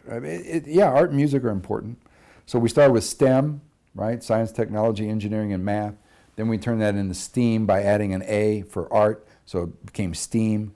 And then folks at the parish, the Church of the Nativity, where my wife and I are parishioners, they've changed it to STREAM, so they put an R in there for religion. So you have science, technology, religion, engineering, art, and math. I would take those letters and rearrange them into master and start with M because math is the most important. So whether it's STREAM or master, there you go. But if you do master, then religion's the last in the list. Just saying. Spell correctly, use good grammar. Expect correct answers beginning in primary school. Spell correctly. When do you let children spell inventively? When they're little, and there's a time to do that. You don't hammer them for not trying to spell correctly, but you have to learn to spell. You do. Good teachers understand that little ones need to be creative, and sometimes they're going to spell wildly. That's okay. That's okay. Take the birthday out of the equations for math class attendance. Master basic material before advancing. We cannot keep passing kids along simply because they had a birthday, simply because they made another orbit around the sun, at least in math class. In math class, you have to learn what you need to learn because math is very sequential. Math is very sequential, and that's how my math standards were written. And if we don't recognize that, we're going to continue to have problems by passing kids along, and we expect them to be able to do algebra when they're 12 or 14 years old, but they don't even know percents, decimals, and fractions. That's a problem. That's a real problem. People are spiritual animals. I had to think long and hard about using that word animals. Remember, I said I wrote this in 1 hour in March of 17, which I did. I just sat down and wrote this. I remember thinking long and hard about animals. I spent several minutes actually thinking about, do I want to say animals, or do I want to say creatures, or do I want to say beings, or do I want to say critters? I went with animals. People are spiritual animals. Appreciate this fact.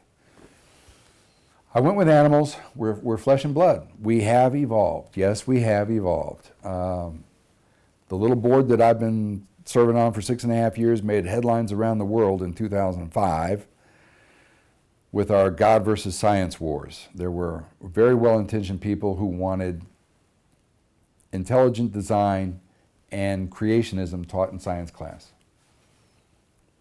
The problem with that is it's not science. So my talking point is there is no fundamental conflict between science and religion. They're different realms to look for the truth. We need science. We absolutely need science, and our lives are better and we live longer because of it. But people are spiritual animals, and if we ignore that at our peril. So, we need to believe in something bigger than ourselves. I say that at almost every meeting. Children need to believe in something bigger than themselves. I don't know if the first commandment really speaks to money, but there's a love of money these days that is hurting us. And so at the top of the list should be, how is your fellow man faring? How do we treat the weakest and the least among us? If we treat our fellow men who struggle with love and compassion, if we truly love God and love our fellow man, it should work out. There are a lot of people making a lot of money worrying about how they can reduce their tax burden. It's a whole industry. Now this is reaching too far. I'm going to be beat up for this. I know I'm going to be beaten up. But originally, when we tithed to the church helped take care of widows and orphans. I would love to see a 10% tax rate for everybody and say, well, what about the poor people who can't pay any taxes? Well, if you don't have very much money, 10% of that isn't very much. And what about the rich guys? Well, 10% of a whole bunch is a whole bunch. I think we have too much fluctuation in the rate. Start with 10% and then tweak it a little bit to make people feel good about themselves. Yeah, you could tax Warren Buffett a little more than 10%, or Bill Gates or Jeff Bezos. Sure, fine if that makes you feel better. But the main thing is to let people know that we're going to spend their money wisely and that the laws that we write are going to be simple, declarative, and principled. Was that too loud? I bet that was too loud. Do not try to plan everything from the central planning office. It leads to shortages from bus drivers to teachers. It really does. You cannot plan everything from the central planning office. There's good capitalism and there's bad capitalism. There was a great book by a gentleman named Schramm who used to be at the Kauffman Foundation, Kauffman Center. And I got to meet him at he made a speech at the public library, one of those events that Crosby Kemper III puts together for the public, and they're terrific. I read an essay that gave two really great examples for allowing the public to work at the edges of capitalism where the failures are, if I could put it that way. One example was a wealthy businessman or businesswoman will write a check for $1 million and give it to a local university to do cancer research. That's a correction for the failures of the system, in a sense. They have the ability to do that. The cancer research needs a kick in the tail. So the wealthy person writes a check for $1 million or whatever amount and gives it to the local university to do cancer research. That's a correction for the failures of the market. At the other end of the spectrum is when parents and students from the local middle school or the high school on a Saturday morning put on their old ratty holy tennis shoes and their old dungarees, and they go down to the local creek and they pull out the tires and the plastic and the crap that's accumulated in a local creek, and they clean it up, because that too, the accumulation of garbage in our creeks, is a failure of the system that can be ameliorated or fixed with some effort. And if we allow people to do these things, it doesn't always have to be a big government project. You can let people do the right thing. And if you encourage people to do the right thing, you know what? They usually try to do the right thing. Most people want to do the right thing. I believe in people. I go by the 49-to-1 rule. 98% of the people you meet are terrific. As an Uber driver, I can tell you that about 2% maybe are not, or they could use a little extra direction in their lives. Reduce mandated testing. Good teachers make their own quizzes and exams. Trust them. I always make my own quizzes and exams for my math students. Always, always, always. There was one exception. When I taught at Lutheran High School, I taught 6 different unique classes a day. 6 different unique math courses every day. And 2 nights a week, I taught college algebra and trigonometry at the community college. I was teaching a lot of math, and I was like a kid in a candy store. But to make a really good geometry exam, it takes a lot of time. It just takes a lot of graphics. And since this is my first year and I didn't have a big library to pull from, I literally did not have enough time to make geometry exams. And so I pulled some from the materials, off the shelf. And they were good. They were good exams, and I taught close to the book anyway, so that was fine. But other than that, I always make my own quizzes and exams, and I think that's what good teachers do. Consolidation should fall on administration most, high schools somewhat, primary schools are hurt by the C word. Yeah, when we talk about consolidation, that's got to be for secondary. Primary schools do not need consolidation. In fact, I'm not sure that we need to keep marrying primary into secondary. We could have 2 distinct systems. I really do. I think we could have 2 systems. We could have a primary system that's separate from the secondary system. What's interesting in reading Buzz Aldrin's book is they were stuck on what kind of vehicle they could possibly design that would withstand being launched from the Earth, leaving Earth's orbit with escape velocity, going to the moon, getting in moon's orbit, and then being able to land on the moon, and not only land on the moon, land a man on the moon, but be able to take off from the moon. How do you build something that'll do that? They were having a Dickens of a time trying to figure it out. And in reading Buzz Aldrin's book, there was an engineer named John Houbolt, I believe is the spelling of his last name. I don't know how to pronounce that. But this engineer came up with the idea of having 2 vehicles. Why do we have to have 1? We could have 2. We could have a lunar module. We could actually have a command module going around the moon with 1 man in that, and we could send 1 or 2 guys down in a lunar module and land that on the moon. That's what they ended up doing. But it took somebody to think out of the box, because until then it had always been, how are we going to build this thing? Well, let's build 2 things. I'm just saying there might be a time in our future when primary schools and secondary schools are distinct from one another. And this business of consolidation allows me to speak about that, because consolidation should not fall at all on primary schools, not at all. Primary schools should not be consolidated at all. More the merrier, really. Give teachers the authority and the responsibility to manage their classrooms without distractions. Good teachers just do that. When I started at the Kickapoo Nation School on the res, I had a para because the gentleman who taught there the year before, he needed a para just for crowd control.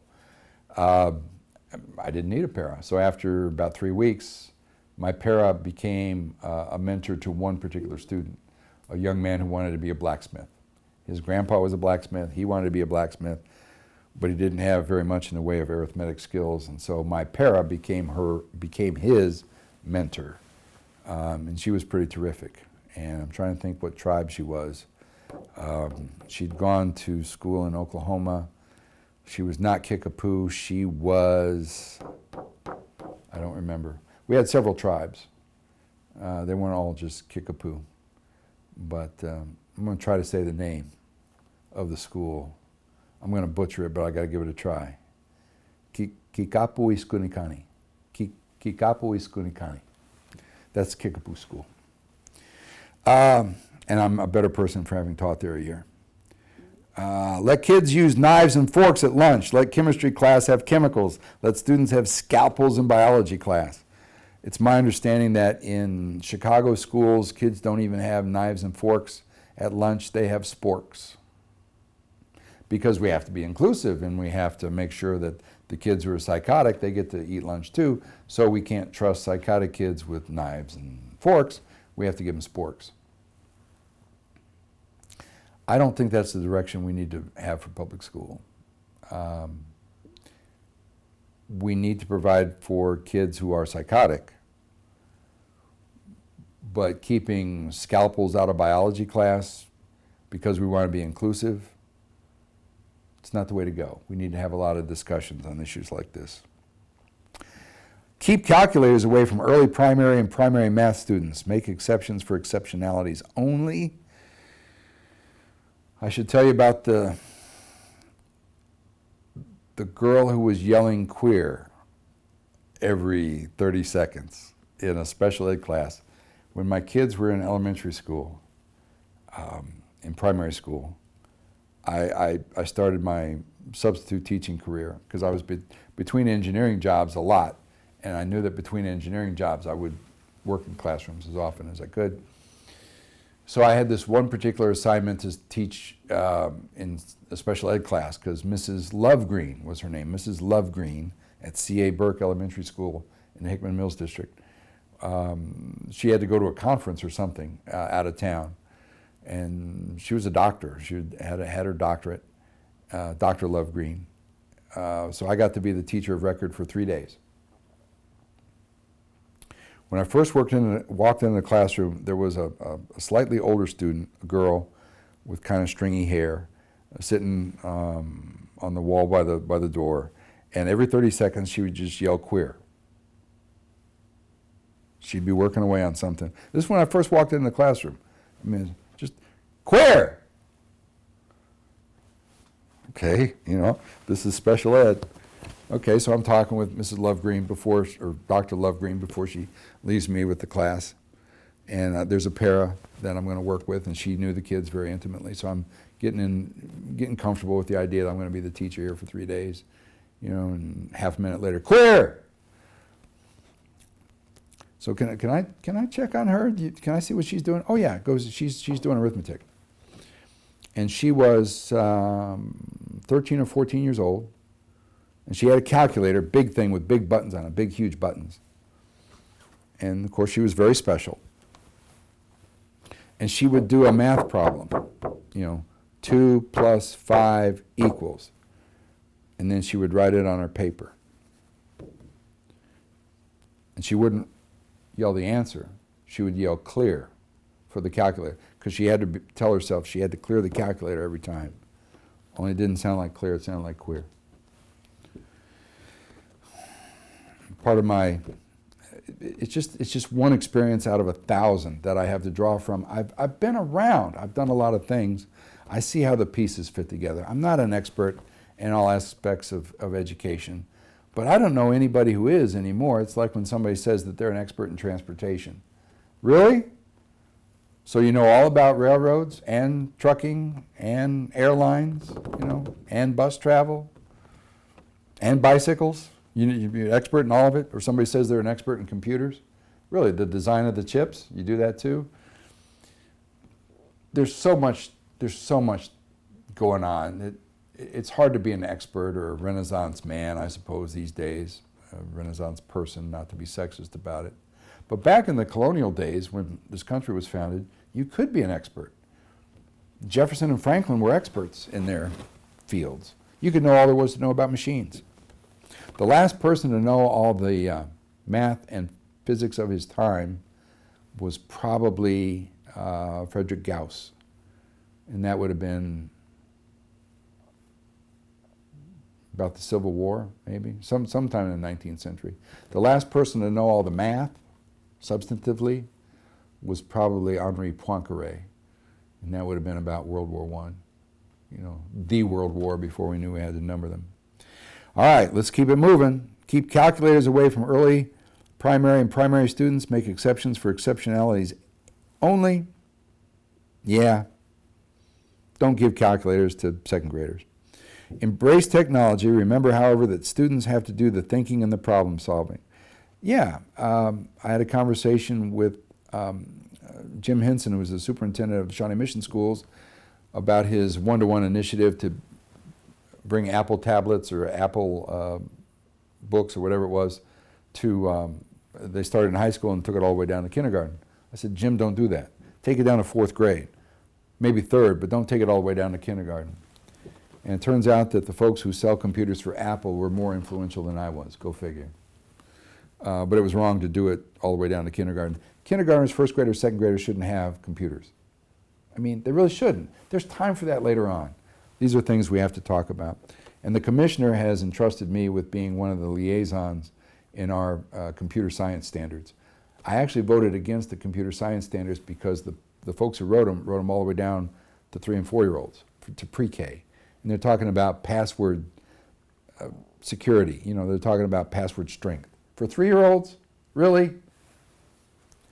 There's plenty of work to do. How about read? Read a lot. Then read some more. After that, read.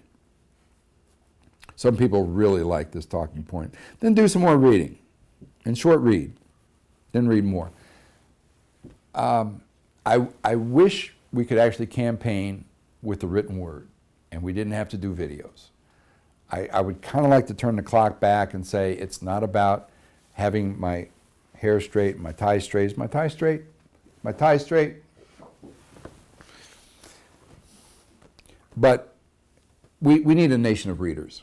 We really do. And when I meet a teacher who isn't a reader, I just kind of come away shaking my head. Really, why are you in education? If you're not a natural reader, why are you a teacher? It's surprising how many teachers just don't like to read. Quit giving every kid a trophy or a ribbon just for showing up. This reminds me of how some talking points don't work in some areas. I was having a conversation with Luann Barron. She's the superintendent of our School for the Deaf in Olathe, and she herself is deaf. And she's managing the school pretty well with help from others. We've made some changes. I think she's doing a better than decent job. And we had a conversation. We had a signer to communicate. And I was going over my talking points with Luann. And she got to this one, and she was, well, what's with this one? So when you're at the School for the Deaf, chances are this talking point about don't give a ribbon or a trophy for every kid just for showing up, maybe that doesn't apply so much at the School for the Deaf or the School for the Blind or a special school or an alternative school or we've got all these different kinds of schools. So what I want to convey is that a lot of parents are frustrated that kids who work to excel are rewarded the same as the slackers. A lot of parents resent that, and there's some justification for that. There really is, in a variety of situations. Colleges of education should help prepare future school managers, principals, and superintendents. Yes, our colleges of education have an important role to play. Our colleges of education are important for the future, particularly for preparing future managers, future principals, future superintendents. But we can no longer afford to keep a lock on the classroom door for those who would teach second-year physics just because they haven't jumped through the damn hoops. I knew I'd curse at some point. I knew that I would curse at some point today. I knew that was going to happen. Was that my first curse? I'll be damned. All right. Yeah, we can rate this thing PG. Choice of school must no longer be for just the affluent and the creatively able. Poor folks need school choice too. When Condoleezza Rice made her keynote speech to our assemblage in Denver at the Foundation for Excellence in Education, I can just recall her talking about how poor kids are stuck in poorly performing schools. We need to give parents choice. And I mean within the public system. Too often, the argument becomes between private and public. I say I want school choice. Well, then you just want public dollars to go to your parochial school, your private school. Well, as much as I may want that, the real fix is within the public system, because we have public schools that are terrific and public schools that are lame. So the real choice needs to be within that public sphere. The rest of it will take care of itself. Many future jobs and careers for today's youngsters have yet to be invented, developed, or even envisioned. We don't know what the jobs are going to be like 40 years from now. It might be that being a dog groomer in the year 2040 will be considered a profession. I don't know. Might be. It might be that there'll be professional grocery deliverers. And people won't go to the grocery store. The grocery stores will have delivery. You'll just order it on your phone and it'll show up. I don't know. We don't know. Least restrictive environment for a special person is not always the better environment for that person. There's a lot of special ed people who agree with that. There was a big move a few years ago to mainstream as many special folks as we could. There's a lot to be said for that, but we need to be willing to segregate out those who are truly disruptive to the normal flow of things. In the past, we've been too rough and too restrictive on those who are special. But there's a balance to be struck. And simply putting psychotic children into a mainstream classroom is not a really great idea sometimes. So I think the pendulum needs to swing the other way just a bit. I know some of the things I say, I'm going to be accused politically of being extremist. It just happens these days. Oh, he's a Republican. Oh, he's a conservative. Oh, he's an extremist. But as I work to solve problems, truly, I'm looking for balance and purpose. Really, I'm looking for balance and purpose here.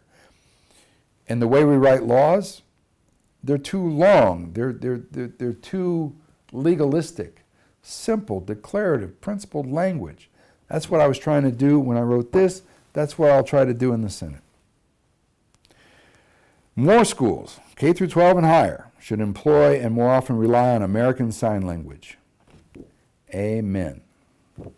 I don't know American Sign Language, but I kind of wish I did. High schools need more flexibility in the awards of credits and certificates and other recognitions. Yeah, we need more flexibility.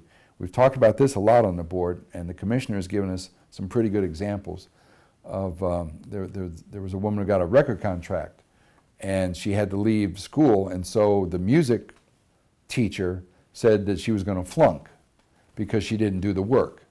Well, she went out and got a record contract because she was a professional singer. and she got counted down for not doing the work in the music class, that's absurd. Don't let the rules get in the way of common sense. Easier said than done with politics. High schools need more flexibility in awards of credits. Restorative justice is not for everyone, but it holds a great deal of promise to help change the culture. Restorative justice is basically creative sentencing, in my view, but it's also getting folks who have done harm to the victims to restore something to the victims. If we're talking about loss of life, you can't restore that, but certainly with destruction of property, vandalism, theft, restitutions can be made. And restorative justice, I'm certainly no expert in, but I know that the concept has value because as Christians, the best we can do is forgive. The best we can do is forgive. And not just as Christians, but just as good people. I'm thinking of the Traveling Wilburys now. There was a combo, the Traveling Wilburys. The late George Harrison, the late Roy Orbison, the late Tom Petty, as well as Jeff Lynne and Bob Dylan. There's a combo there. I mean, that's some serious talent, those five guys. And the song "End of the Line," one of the stanzas ends with "The best we can do is forgive." It's a great song. I recommend it. You should Google it and listen to it. "End of the Line" by the Traveling Wilburys. The best we can do is forgive. But I mentioned culture, and then the next talking point is the culture of education.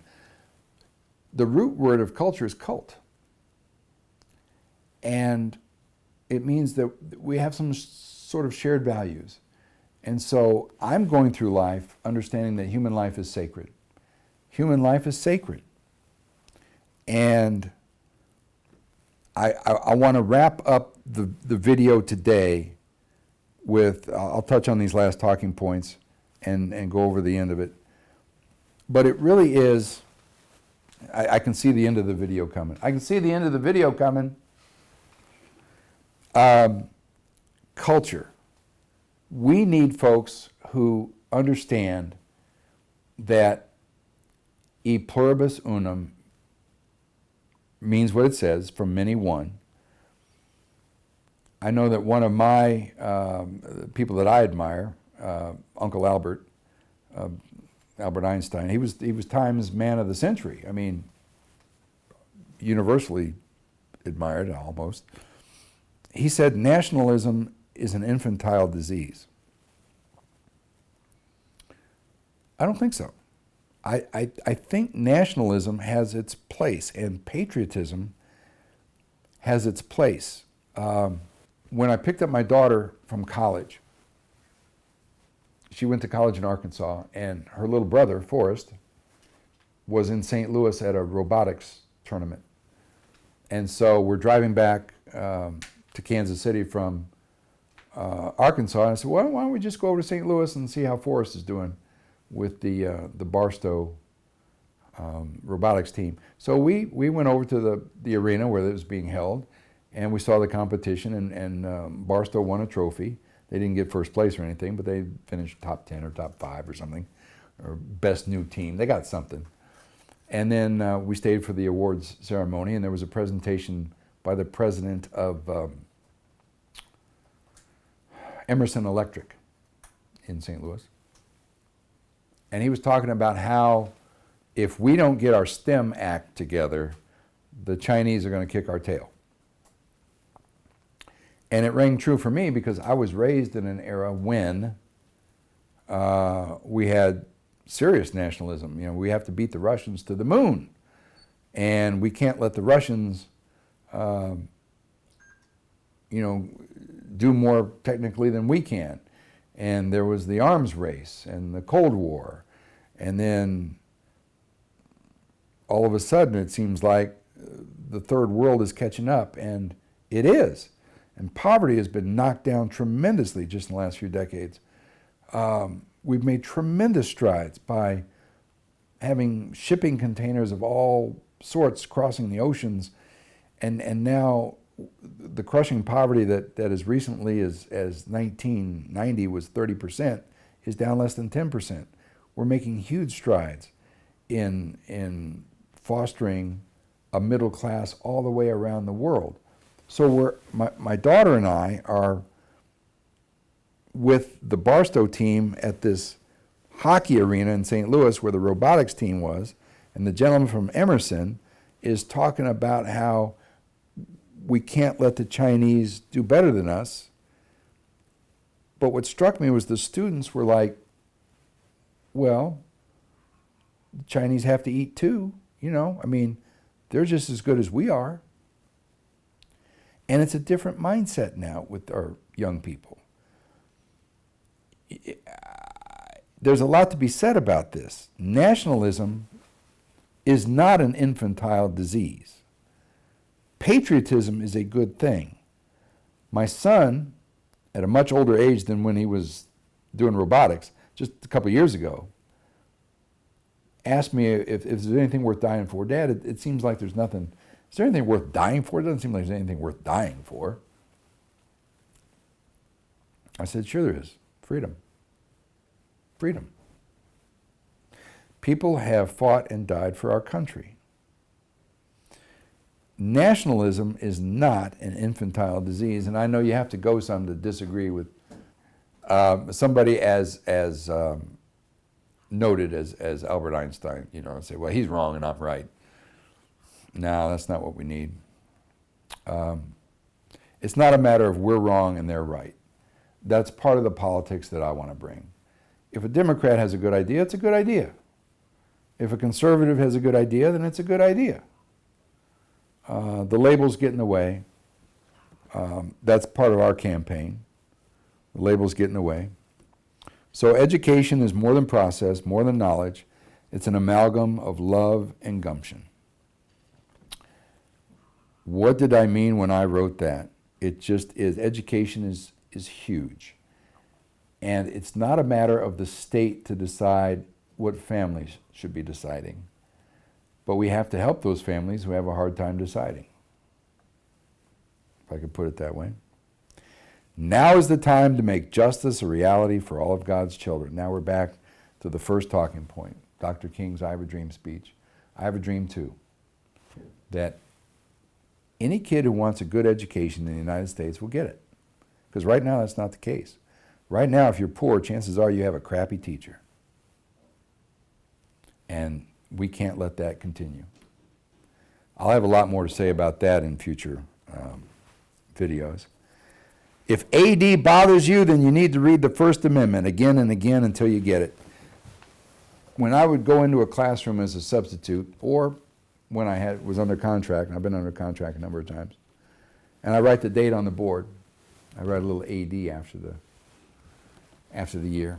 Anno Domini, the year of our Lord. One of the greatest things I think that happened in the relationship between science and religion was when Pope Gregory XIII listened to his scientists and made an adjustment to the calendar. Before that, we had the Julian calendar. You know, we added July and August for Julius and Augustus Caesar, so that the 7th, 8th, 9th, and 10th months became the 9th, 10th, 11th, and 12th months. You know, I remember the first time, well, Oct means 8. Why is October the 10th month? Well, it's July and August. But then in 1582 maybe, somewhere along in there, the Pope Gregory XIII, obliterated 10 days out of the calendar to put things back on track to where they were, and then we adjusted the leap years so that multiples of 100 would only be a leap year if they were multiples of 400. And it tweaked the calendar, and now it's pretty darn accurate. And what's really cool is that the religious leader listened to his scientists. And now the Gregorian calendar is the one used by the whole world. I mean, you can go to any place on earth, any city, any hamlet, and look at a calendar on the wall, and it'll be the Gregorian calendar. That's how we mark the days. That's how we mark the years.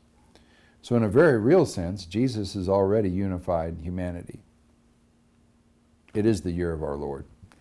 So whether you look at it from a historical standpoint or a more divine perspective, it is what it is. That's what humanity uses. So I'm jumping on that bandwagon as hard as I can. I like AD, and I hope you do too. Any state, any community willing to provide an excellent education for any student who wants it shall do so. Political will is lacking in America these days, but methinks the pendulum is starting to swing. Recognize that families have an important role to play. It's not the duty of government to ensure that every child receives an education.